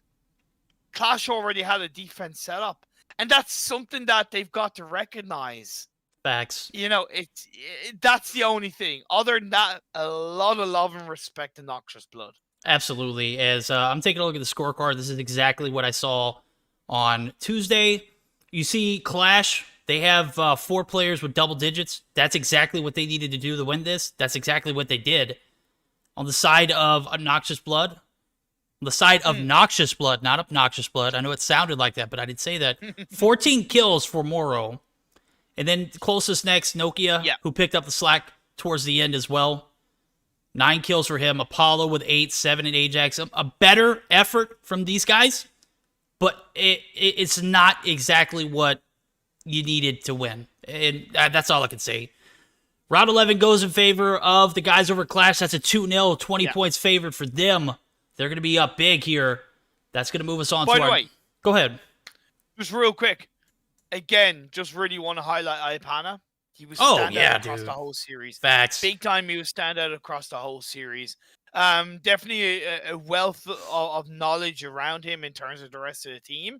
But at the end of the day, for him to get as many kills as he did in Hardpoint, for him to get as many kills as he did in Search and Destroy, he was clearly a big factor to Qlash winning this series, and he will be a big factor to them winning many other series down the line, possibly against the giants of COD Mobile EU. There we go. You heard it from Imperium himself. When he's calling you out and giving you that kind of recognition, clip it, bro. Put it on your refrigerator. Tell your mother. All right? Those are big words of encouragement from the big guy, Imperium himself. Absolute all love, bro. We're going to get geared up for our next series, MeSeeks EU. And who is that? Is that Anarchy? The returning Mobile Mayhem champs? Whew. This is going to be a good one. Oh, yeah. This is going to be a Hoya series. I am so excited to see it. Before we do, I think we're going to get this second portion of the Dionisio interview for MeSeeks EU. Give them a chance to sound out before they get into the ring with the champions, Anarchy. Guys, we're back live for a second segment of the player interview of the day with Dionisio from MeSeeks EU. Dionisio, we talked a little bit about how you got into COD Mobile recently. We talked about the fact that you're from Russia, but you're living in the Netherlands. Let's talk about a few more things. Though we were mentioning your average work week or your average playing week, what kind of schedule do you guys have intact? I know you mentioned something about your captain Vince being out as well. Shed some light on what's going on over there. What kind of expectations do you have throughout the week for practice and whatnot? Yeah, well, basically right now we're having some troubles because, as you mentioned, Vincent had an operation recently, and he needs to be away. He was away yesterday when we played the finals and qualifiers, and he's going to be away for a few more weeks. So basically, the IGL and captain was shifted to me. So right now, we actually have the average schedule of all the Tier 1, Tier 2 teams. We play from 8 till 10, plus minus, somewhere like that. Sometimes we gather together at 7 to talk about to discuss mistakes, basically. So yeah, nothing really changed that much. This was throughout the whole month. So basically... Go ahead. So basically, me and my team spend together like 3-4 hours a day. So yeah. That's wild, dude. You've been with MeSeeks for a little over a month or a little under a month, and you've already progressed into a leadership role. That's got to be difficult. How was that transition for you? I know that having a stable, IGL captain in the group definitely made things a lot easier for you to progress as a player. But now, how has that taken a toll on you as far as your play style? Because obviously now you got to adapt to other people. You got to be able to adapt to the situation, make shots that are difficult or calls that are difficult. And some people may not see that. How has that transition gone? I mean, yeah, because I'm kind of new to the phone still. I need to concentrate a lot on my own gameplay in order to hit some shots, especially on SNDs, because I play as a second sniper with our team. So it's kind of crucial. What we're doing with the team right now is that we want to spread. We want to talk a bit more into who does what. So I don't need to do that much work when we're playing. So people basically know more what they need to do. So it's not me who needs to tell them what to do. Because compared to yesterday and our performance on Rivals, when we played when we lost to STM and 1-2, the first two games were kind of close. And compared to our finals with Monarchy, yeah, you can see the difference when Vincent is here and when he's not here. Hopefully we'll find a way to fix it. There you go. So tell me, I know that you're from Russia. Where is everybody else from? I think everyone would be interested in knowing, kind of the background of the team, so that way it makes sense whenever we see you guys play and hear the call-outs. It would definitely help tie 2 and 2. Well, actually, we have one guy from Switzerland, we have one guy from Netherlands, and we have 2 people from Germany and me from Russia. So we actually have multinational team. We're all speaking. Yeah. So tell me, is your native language you speak?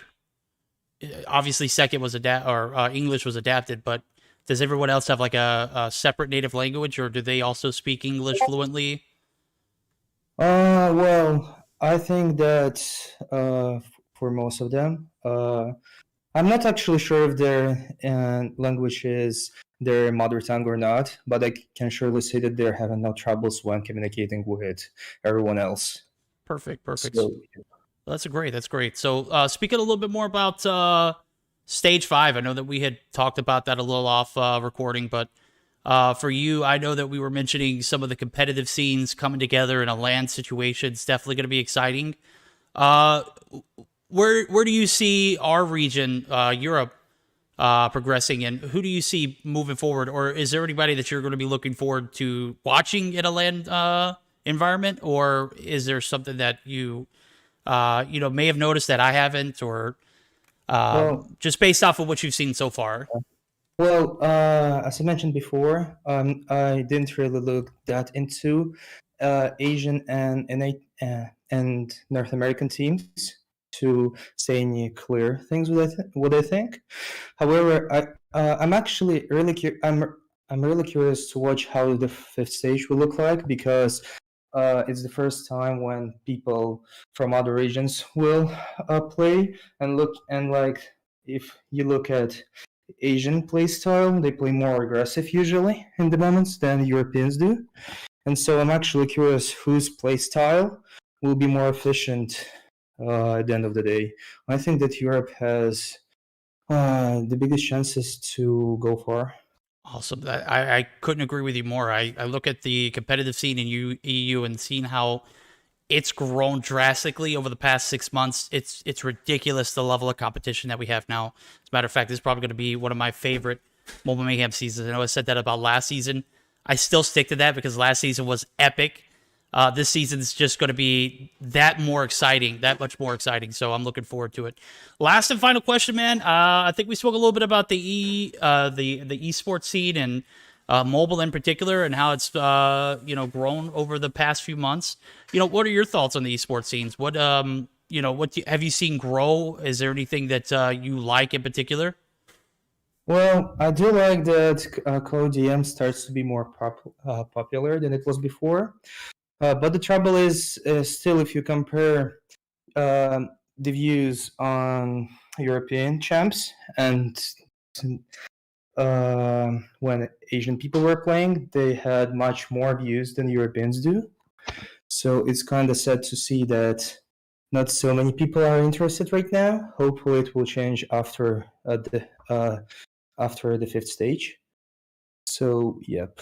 Yeah, I'm definitely looking forward to it. I've been trying to help this EU scene grow as much as possible. Anytime that I can get involved, I'm right there with it. I know Day does the same, does a few watch parties for Stage 4 for Masters, just all over, trying to give you guys the light that you need and that you've rightfully earned. So I'm hoping that Stage 5 will be a proving grounds for EU scene, as they have 3 very competitive teams competing at literally the highest form of gaming for COD Mobile. So we'll see how it pans out, guys. We're actually going to end the interview there. Going to take a moment to thank Dionisio. I appreciate you for taking the time. I know you've got a meeting in about 3 or 4 minutes.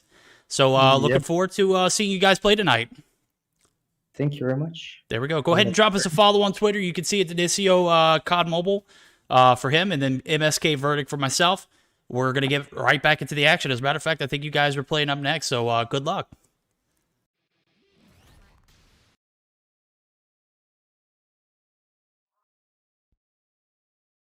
All right.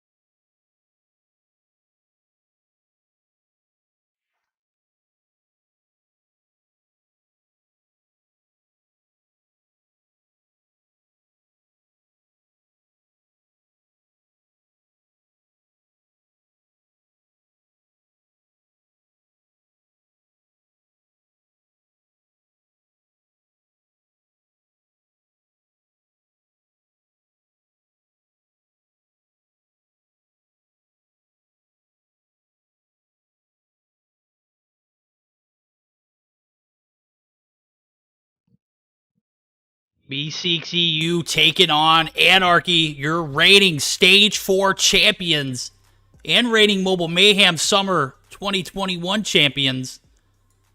Bro, how excited are you to be able to cast this? Dude, I'm super excited. Not only because it is the first day of the Mobile Mayhem fall season, right? But it is me casting with you Anarchy. You know, this team, I'm not gonna lie, low-key fall in love with all of them. They stole my hearts all from last season through the Stage 4. Massive mental love and respect. But also to the MeSeeks EU side. MeSeeks re-entering COD Mobile. What a way for them to open up their COD Mobile run. You know, welcome to the Mobile Mayhem. You're going to take on the best team in Europe for your first series of Mobile Mayhem. Like, you know, it's going to be a tough task. It's going to be a tough task. Yeah, tough is an understatement. This is the big leagues now. Welcome in, MeSeeks EU, as we're going to get geared up for our first game.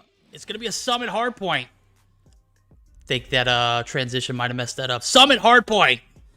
To start things off is we're going to go straight into a Hack the Yard Search and Destroy. And if we're fortunate enough to see a Game 3, which I'm hoping so, MeSeeks EU, this is your chance to prove that you belong here. You could do it on a firing range domination. Kinetic armor and gravity spikes are banned. Interesting. Yeah, very different bans than we normally see. Very different bans than we normally see. No Sparrow, no Annihilator being banned. I know Kinetic is a little bit more of a meta to ban, but I'm surprised that there's no Annihilator or Sparrow ban. You know what I think is interesting? We don't see more GAs on Kinetic armor instead of banning. Yeah. I feel like I see a lot of that in the NA scene. As a matter of fact, I see it more than anything in the NA scene. They don't want to deal with it. They don't want to, you know, ban it. They don't want to waste a ban on Kinetic armor. But here, there's not a gentleman's agreement. So that's something to consider for the EU scene to come together on. But see, okay. Now it makes sense, Verdict. Now it makes sense. Because I was thinking, okay, gravity spikes are banned. Why and who? So I asked Ronan, our producer in the back end, who banned gravity spikes? Anarchy banned it. Now it makes sense, because what did I say leading into today's games for the first day? The giants of the COD Mobile EU that are preparing for Stage 5. You got Nova, you got Stamina, you got Anarchy. We're seeing Anarchy playing this day 1. So I think that it's normal that they're going to use the Mobile Mayhem season to test things out, to try elements for Stage 5. Because there could be many games in Stage 5 where they have to deal with Annihilator or Sparrow, right? Yeah. So by doing that in these Mobile Mayhem games, all good in the hood. We're into the first game. Let's get this show on the road. Well, let's get this show on the road indeed, as Kike going to be taking down Tony finds one. Mayhem going to find one. Plethora of kills going in favor of MeSeeks EU. It's not going to be enough, though. That's going to be Anarchy continuing to run uncontested here in P1. Out in the open, bottom control, bottom computers, whatever you want to call it. As we see Viri pick up the third. 2 points on board for MeSeeks. 11 for the guys, the returning champs. Anarchy putting on huge here in P1. Massive advantage so far. There's been some good kills from MeSeeks EU, but not in the right place, not at the right time, unfortunately. And when this game, when this match type is objective focus, there's no point in getting the kills if you're not following that up with objective control. So that's the only thing that's really kind of held MeSeeks EU back at the start of this game. Anarchy, they came into last season as the Giant Slayers, the Legend Killer rule. Now they are the Legends. Will they be turned on? Will MeSeeks EU make a name for themselves and become the new Legend Killers? There's only one way to find out as we head into number 2 is to catch on through. Miney gets a kill before being shut down. Nice play from the MeSeeks EU boys. Yep, MeSeeks capitalizing on some good map control on the backside. They got the spawn flips massive early on. Can they maintain it, though, to go through this P3 transition? 5-point lead. I gotta say, Hez has not been impressive here to begin with. Literally was like 0-5 to start off. Now he's picking up the pace, 3-7. Still not trending in the right direction, but now we're gonna see the push for spawn control. Miney gonna be spotted. Hez finds his 4th there. Massive kill in order to set up for this P3 transition. Donlai gonna find one. Donlai gonna be taken out. That's gonna be MeSeeks CEO. Dionisio with that player interview too, bro. Stepping up. Yeah, it's stepping up very good. Gets a kill on the Vere. But where's the rest of his team? He's left to hold it on his own. He gets a kill on the mine. He can play looking for Donlai. Now the cavalry rise, and now they can control this P3. That's an ample opportunity. I mean, we got opportunity to jump in the VCs or both teams. We're going to go ahead and jump into MeSeeks as they have control of P3 right now. We'll see how those comms match.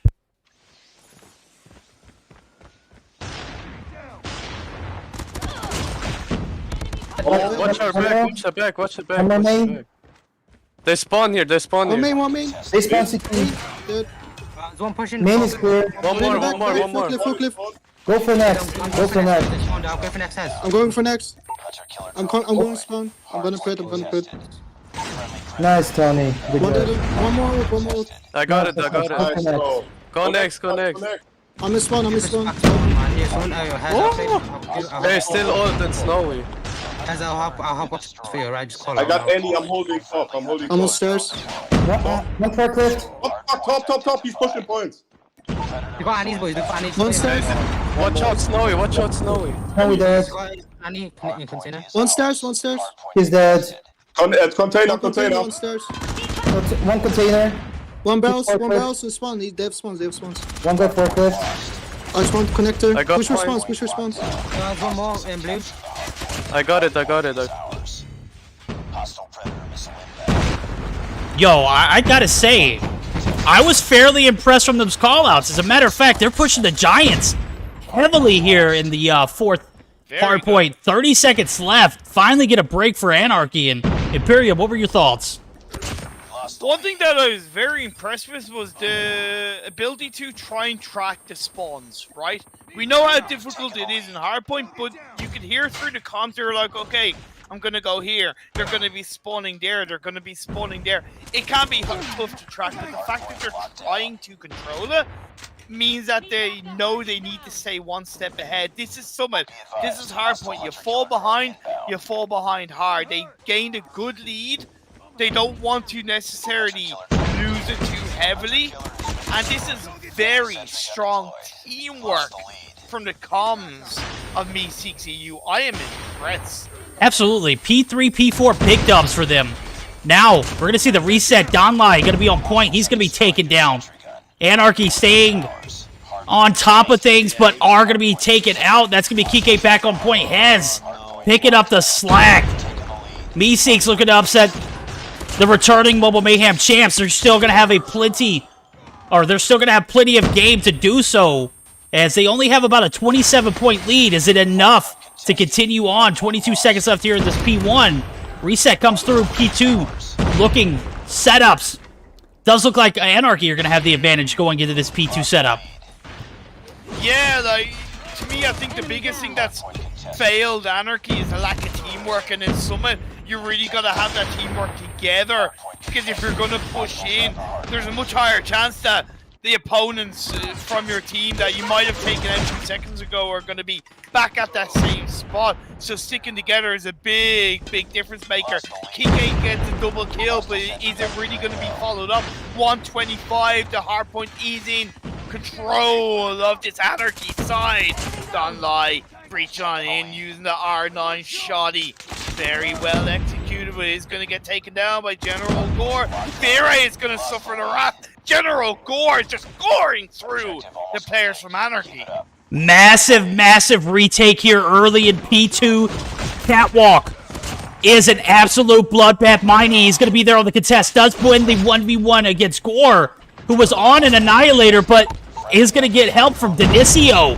26 kills. 5 points is all that's needed. Mighty's going to come through, but he's taken out. That's not going to be enough time. Game number 1, upset. Going in favor of the guys over at MeSeeks EU. Fantastic. Strong resilience. Great teamwork. It was realistically the massive teamwork to me that made the biggest difference for MeSeeks EU. Simple as that. To me, that was the biggest difference maker, was the teamwork. We know that the Anarchy boys individually are amazingly talented. We know as a team they're amazingly talented, but in this game matchup, they weren't together in the right way as a team. They weren't really playing as a 5-man team. A lot of kind of solo pushes here, solo pushes there. That's only going to take you so far. It is, and I gotta say, to be fair though, that Summit Hardpoint map, the map itself is just, I've seen so many upsets on it. It's ridiculous. It's literally a toss-up, but MeSeeks EU, I gotta give them credit there. Oh, yeah. Literally went head to toe with pound for pound against this Anarchy squad, and they did not back down. 26 and 18 for Dionisio, your top fragger. We had the player interview earlier. He said it was hard to adjust after Vince, the player who's usually their IGL, had an operation, literally could not be able to attend, literally the heart and core of this team. He had to step up and be IGL, in a very well done job by both him and the remainder of his team. Made a comment about Hez's performance. He stepped up. I am in shock right now.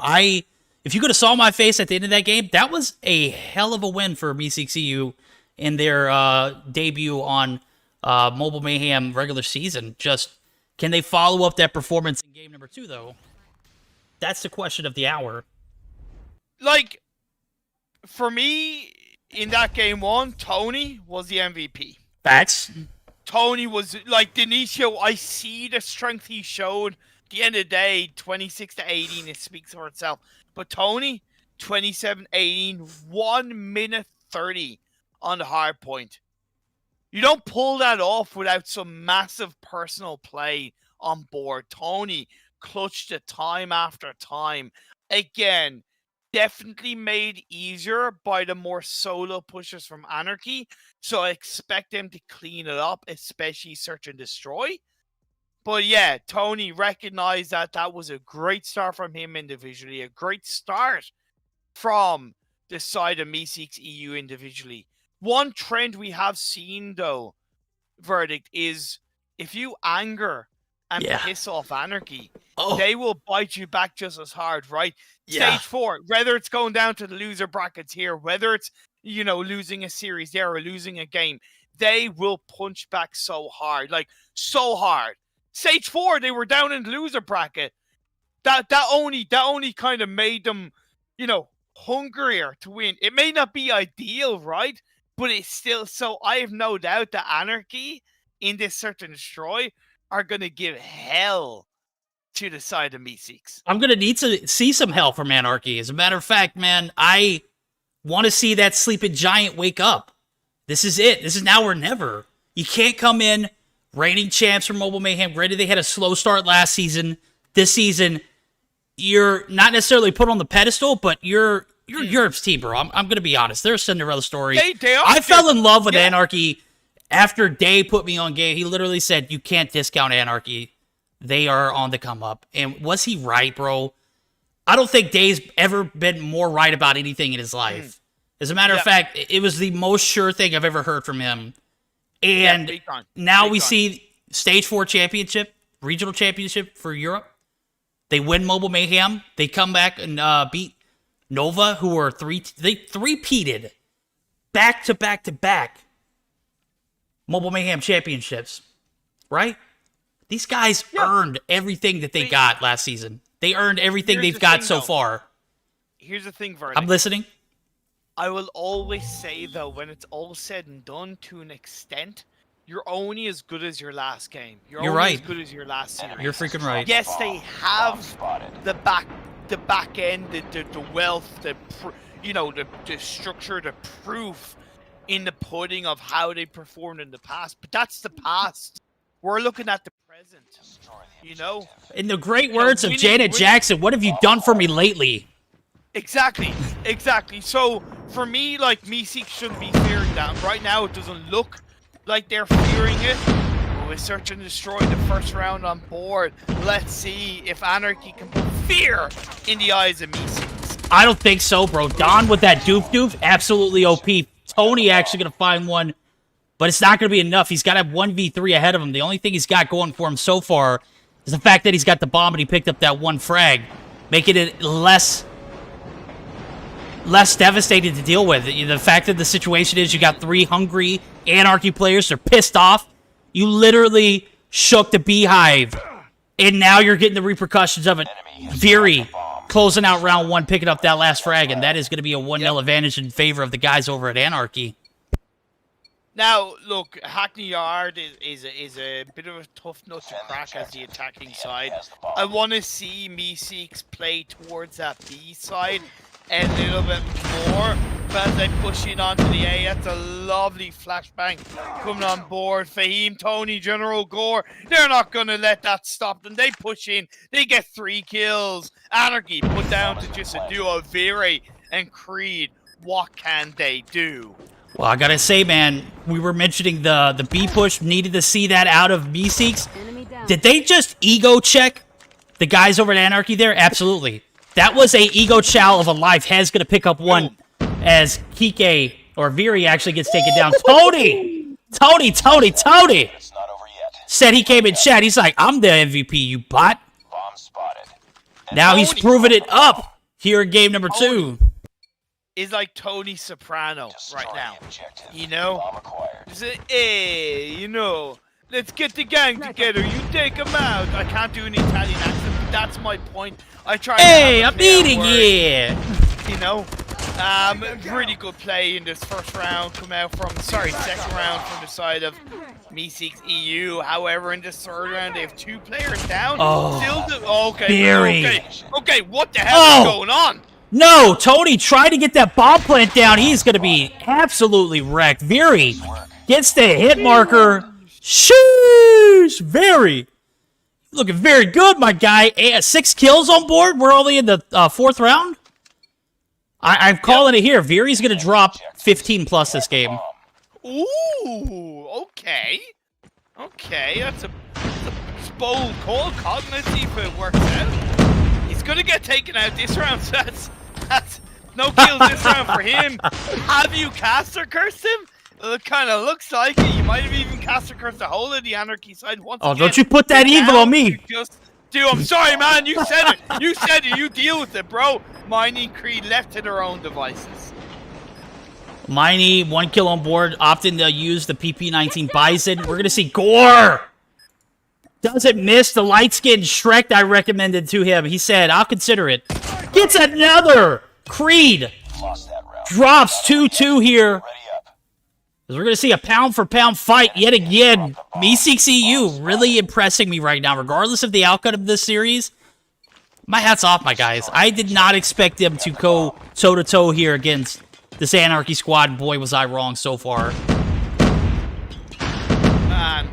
Tony's from Switzerland. Switzerland is made up of a lot of Italian people, so he could be Swiss Italian. I might have to try and find that out and confirm it, because someone in chat was like, is Tony Italian? Was I that convincing with my accent? General Gore's left on his own. 2 rounds apiece.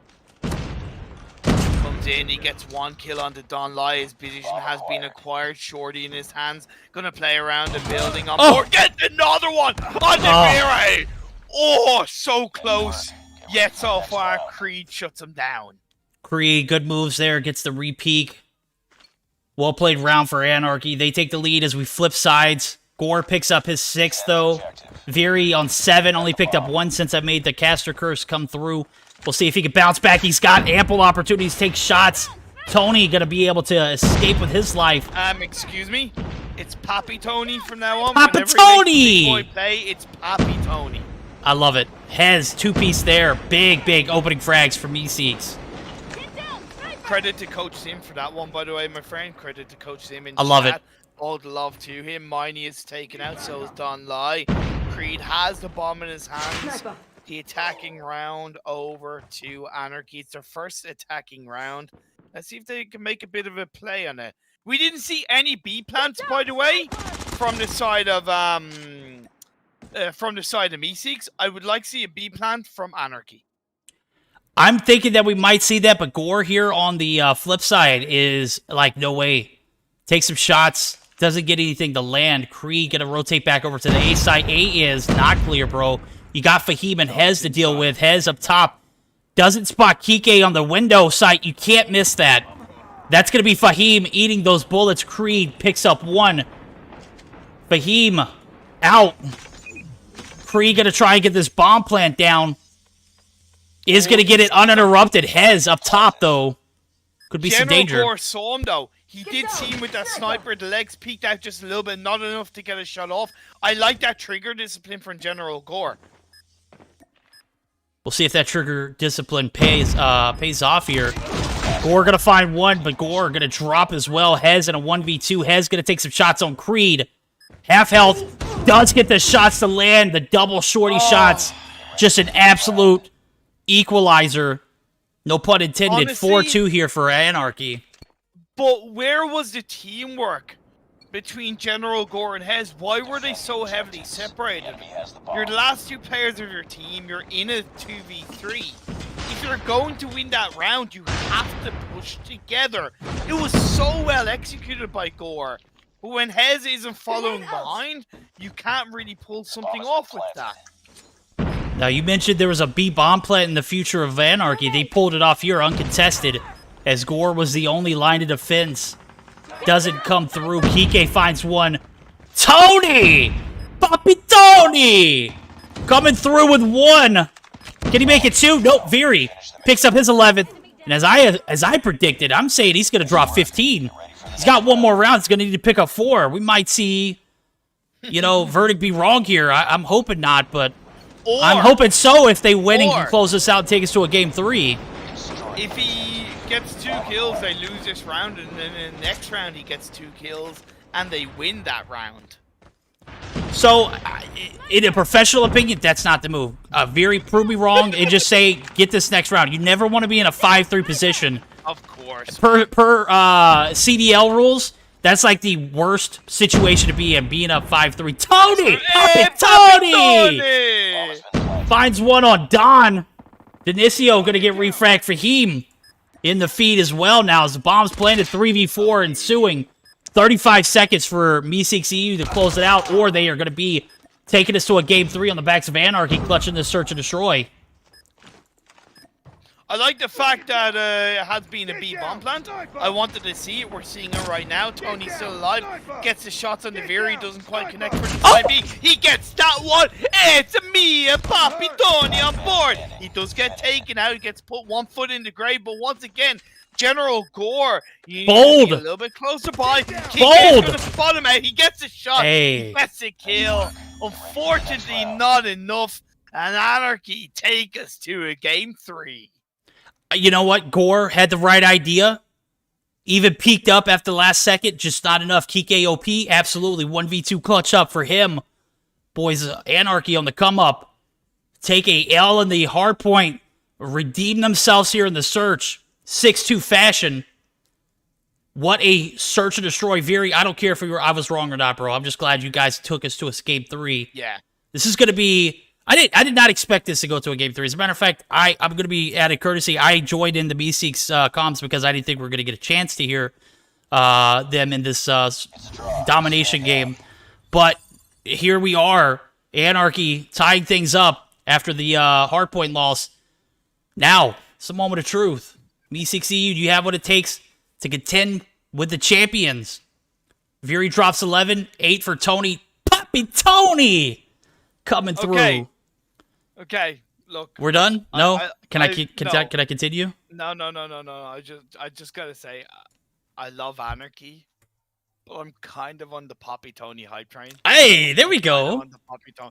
I just can't help it. It's just that, you know, that Italian meatball. I'm eating here. Is you know, it's just gotten into my heart. I love a good lasagna. There's many layers to playing COD Mobile. It seems like Tony has executed quite a few of those layers. Well, we're gonna see we're gonna need to see. Good God, spit it out, Verdict. It's me.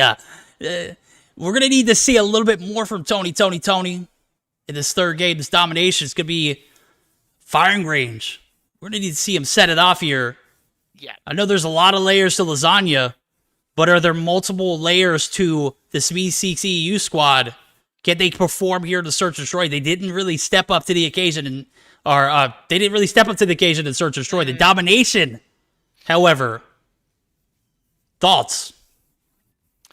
Yeah, look, MeSeeks did perform pretty well in that Search and Destroy. And I think they could definitely win domination. But like I said, when you win a round against Anarchy, you annoy them. You kind of you piss them off, and there's a really high chance they're going to bounce back harder. And we kind of saw that in the Search and Destroy. It was overall a solid game from Anarchy. I think they're still trying new things. I still think that Anarchy are playing this game a little bit differently compared to, let's say, last season. Not in a bad way, but because they have to prepare for Stage 5. Now, from a gameplay standpoint, that's okay. From a mentality standpoint, I would like to see Anarchy train a little bit more in terms of the psychological side of the game. So, in terms of if you intentionally go a game behind in a series to then kind of turn that psychologically around, because that could be the case in Stage 5. Whether it's going, okay, this is a Stage 5 team, so we need to go full ham against this team. It's not always the same, but it can help you prepare. So on one hand, you've got the game side preparation of not taking these games that seriously while you're trying new things, but the psychological thing, as you get through Mobile Mayhem, I'd like to see that more from Anarchy. I'd like to agree with that statement, but as much as I do, I gotta deny it too, man. There's a time and place for everything, and in a tournament-style format, every game matters. You know, it's at the point where if you want to try new things, do it in scrims. Against the MeSeeks team, if you're gonna give them hope, bro, you got to be able to bring that hammer down. We saw the hammer come down in game number 2. Starting off pretty well here for the guys in blue. Anarchy gonna have a half cap and board. Don't try new things here, man. Stick to the basics. Get this dub. MeSeeks EU, you still got a lot more to prove. I love that. I love that attitude. I love what you said. That counter point you make it very, very fairly, and I would agree with that in that sense. Let's see if they can pull it off. They're very, very close to getting that B cap. Not quite executed, but I do think for the time being, Anarchy do have control of this game. Dude, they do get 10 control here. That should solidify the B cap to come through. As I see 3 players in trailer. That's tough. Tony gonna be on the north side. Pushing through woods. C's gonna get pushed, but is not gonna be in a position to lose. Dionisio gonna get some help from Tony. Poppy Tony! As the A cap comes through. Yes, it does. Not denied. 3 players coming through the jungle side. That's gonna open the floodgates on B. Or it should. But where's MeSeeks EU? Nowhere in sight. That's a lost opportunity right there. Yeah. That is a huge, huge opportunity they missed out on. Feels bad, man, but that can sometimes be the experience going against MeSeeks EU. Very, very close to shutting down and resetting the A cap. Now, if you can reset the B cap, that would be very healthy for Anarchy. Nice play by Dionisio. Wraps around the corner. He was there and got the kill. It's not going to be enough. 37-31. Let's be fair. It's still a very close game. By no means do Anarchy have, point-wise, a massive control. I just still think they have that map control. They do. Fahim not able to... Oh, my God. They literally need one. Not going to get it. MeSeeks. Ball dropped yet again. Hez up top. Going to try and make sure he gets this control up top. 3 players push through. There we go. Capitalizing on the man's down. And if you're counting your kills, you already knew it. You had the B cap in your favor. They come through, do get that one step on. They have 3 push it in. That's the kind of aggression that you need to continue on with here in Game 3 is It's literally a back and forth affair. Nobody has complete map control. No. I do gotta say, there's 2 players lurking on this C site. Miney's gonna get... Oh, no, they're gonna get taken down real quick. Can't be vultures over here, bro. Nice turnaround with the B cap from the side of MeSeeks EU. Great play by Hez, pulls it in, turns around the corner, gets another kill onto Miney. That might allow them to take the triple cap. I know the C is being taken in return, but when you're talking about keeping Anarchy on their toes, when you're talking about trying to slow them down, stress them, keep them thinking, this is how MeSeeks needs to be very good. That point out, Kike literally dropped the ball there, was weak, pulled out his Annihilator, wasted it, but Creed up top, not missing. They could get this B cap coming through, but Creed's the only player up top. Veery gonna try and come through. Veery's gonna be wide. Don pushes out. He's gonna be annihilated. Veery spawning in. Kike round or first half over with 75-69 for the underdogs. MeSeeks EU. Gotta keep that gas on the pedal, bro. Gotta keep the pedal to the floor. Yeah. Can't allow Anarchy anything if you want to win this. They have a lead, but it's only 6 points. Doesn't mean much. Creed with the kill on Devim with an 8 is a good start for the side of Anarchy to try and turn this around. Dionisio just gets 2 free kills out in the open. I don't know what the members of Anarchy were thinking around that one. A little bit presumptuous, however. Where's the trophies? Get the double kill. Creed, massive 200 IQ, pulls out the Pred. That was a ball drop there for MeSeeks. Got to put those trophies down. Creed gonna push up. Bottom wood, not safe. Creed does have a Goliath ready to rock and roll with, but with the Annihilator still being a factor, I don't see that Goliath going anywhere. I'm gonna be honest. This is hindering Goliath, practically useless. Kike gonna try and peek up top wood. B gonna go in favor. One person only needs to step on and not gonna be able to do it successfully. We're gonna see some recontest though. A gonna go in favor of Anarchy. Looks like a comeback's a brewing here. Donlai gonna try and reset General Gore and Trailer, denying Fahim on the backside. Tremendous map control here early on. Beautiful by Creed. It's what the side of Anarchy needed to do, right? Dionisio is having a great game so far. He really is doing everything he can in his sights. 18-14. Also, General Gore with 29. He's only died 9 times. Okay, make that 10, but still, that's a double KD for General Gore. Is this a triple cap? It is. Not. Denied. A's going to be pushed. C's half cap. B does go in favor. Triple cap momentarily going into the side of the guys over at Anarchy. That's going to give us time to jump into the VCs to listen in for Anarchy's comm checks. How is that?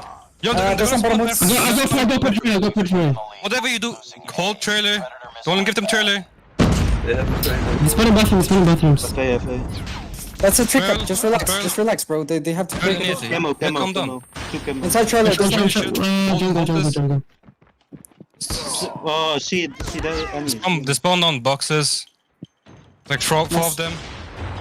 You're gonna get C. Yeah, let him have it. I'm pushing a barrel. Nice. They're gonna pick my down 3-2. Bro, I'm tower, bro. They're not gonna take me out, bro. Relax. It's all good. I got him. Oh shit. City here done. He's one shot. Nice. There's one shot. I use any. Weźmy tunnel. I was tunnel. Jungle. I got it. That. B, middle one. Be dead. I got him on A. Let's go cap it with me. I'm stunning. Good job. Dead, one more. Dead. Boss. Nice, man. Good stuff, bro. GG's to the champs. Anarchy on a massive second half performance, 150-101. What a game for Anarchy. A hell of a comeback here in the second half. MeSeeks EU, gotta give them credit though. That was intense, my guy. That was very intense. Real quick about Anarchy's comms. I'm going to put it out there. Veery is the best COD Mobile IGL in Europe right now. Presuming he's the IGL based on the comms, and as far as I know from the past, Veery is IGL. As far as I know, So presuming that Vire is the best IGL in Europe right now, because you can hear there's a clear distinction in the way he calls out stuff. The team is still supporting, they're still giving the information, but their leadership from the way Vire talks is second to none. So many teams can learn from that. If you have one player that is technically responsible in game for the majority of the callouts, it allows it to fall in line a little bit better. It's not that he's better than the rest of the team, but when you have 5 players and they're all trying to make a bit of noise, you have that one player that kind of stands up and says, hey, don't worry, I got you. We need to call that. I got you. It makes such a big difference. And it's the reason why they're able to turn series around like that. It's a reason, honestly, a big reason why the whole team perform so well together. It is massive respect to Vire and, of course, the whole team. Absolutely. Big respects to Anarchy. They come through and shut down MeSeeks EU in the second half. Hell of a performance. 26-12 for Creed. Just absolutely a beast. Yeah. 21-16. Didn't necessarily need to put the numbers up when you got that sense of accomplishment, that sense of confidence, that level of security that, your teammate says, hey, I got your back. And he does it in such a calm manner, dude. It's almost impossible to fail. And that is exactly why they'll continue to succeed, in my opinion. Their gun skill, along with that level of confidence and Vire there on the IGL, just absolutely uncanny. What I will say, too, though, just to paint you guys a picture, to make things clear, MeSeeks EU, they were a qualifiers team. Okay? Man. They were a qualifiers team, bro. Yep. Let that sink in. 2-1 loss against Anarchy, that's a dub. Yep. I don't care what you say. That's a dub. First series of the season. That's a dub, bro. I agree. Full on, I agree. They have impressed me big time. Facts. Dionisio, really stand-up gameplay across the series. Tony kind of stole us with the Papa Tony play, but even just how he played in game was spot on. General Gore really also kind of stepped up to play, especially in this domination 22-16. There's a lot of potential in this MeSeeks roster. I can't wait to see how they progress over the weeks, over the game days of the Mobile Mayhem EU. Because at the end of the day, Verdict, this is only day 1 of this season. This is only the first 4 games. Hell, we haven't even seen the other teams play. So there's so much more to bring to the table over the coming weeks. But what we've seen so far, we're in for a hell of a season. Oh, we're in for a hell of a season. As a matter of fact, we saw 6 teams play today. Won't see another 4 for Tuesday. Stamina Nova, Dark Pirates. Oh, never mind. We saw 8 teams play. 2 teams yet to play. That's Stamina Nova, obviously. As I'm taking a look at the standings, I'm getting ahead of myself. We got a hell of a season in front of us, bro. And I made a comment earlier in the stream, and I'm going to stick by it. I said last season was the best season, but this season was going to be another banger. We might get a repeat here. Yeah. This is getting so intense when you got a qualifiers team who's able to take a rating Mobile Mayhem champion, rating Stage 4 champion to a Game 3. That's massive. Yeah. And they say NA is completely, jam-packed this season, bro. Look at EU. Look at EU. Qlash on top with Galana X Omni. They earned 20 points today. Anarchy and Monarchy pick up 15. XO and MeSeeks EU, they slap on some 5 points themselves. Definitely going to be a hell of a season, bro. Yeah, hell of a season. Yeah, hell of a season. I'm really excited about this. Really excited about this season. The teams, I think, are ready for a big challenge. You got the Giants in Nova, Stamina, and Anarchy, and the only way you're gonna be the best to an extent is by beating the best. And MeSeeks proved that they want to beat the best. Can they continue forward? Qlash showing their own strength as well with 20 points. Gallant X Omni, they've proven their worth in other tournaments, like we said already. Now it's their time to shine in the Mobile Mayhem. very, very excited to see them progress. Absolutely. That's going to conclude our stream for the day. Saw the results there. Monarchy 2-1 XO. XO got those 5 points. Dark Pirates dropped 2 to Qlash Omni. They are, as you just mentioned, definitely going to give some of these top teams a run for their money. As a matter of fact, I'm excited to see how they progress throughout the season as well. Qlash earned their 2-0. Anarchy. Bro, you just got to love those Anarchy boys, man. They're step bros. They were never brothers. They were step brothers. All right? Absolutely loving the vibes from them, man. Just a great group of guys. Got to give the recognition to MeSeeks EU, too, taking them to that game 3. They were close. I already have Dionisio in my DMs. He's like, bro, we were so close. Yeah, but you got Anarchy on the other side, dude. You know, there's a difference between, you know, getting the dove and being close. They got a lot to work on. They got a lot of talent. They got a lot to prove this season. I'm looking forward to seeing that. They were a qualifiers team, bro. Good God. EU on top. I'm taking a look at the next week lineup just to see what we got on board. Looks like on Tuesday, we're going to start off right. Nova versus Stamina, bro. That's a banger. Oh my God. And then we got Omniscient and Monarchy? Qlash and XoXo, Anarchy and Dark Pirates. Okay, maybe the 4th matchup might not be that great. But the first 3? No, it's not Stamina versus Nova. Wait.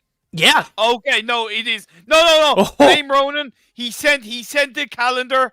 He sent it to me. He tagged me. So I was kind of okay. Thanks, Ronan. Get your Thanks, act Ronan. together, bro. Rowan, I can't even blame Fantas on that Come one on. because he's not even here. Okay, we'll blame Fanta since he's not here to defend himself then. Okay, fair enough. Then we'll blame Fantas.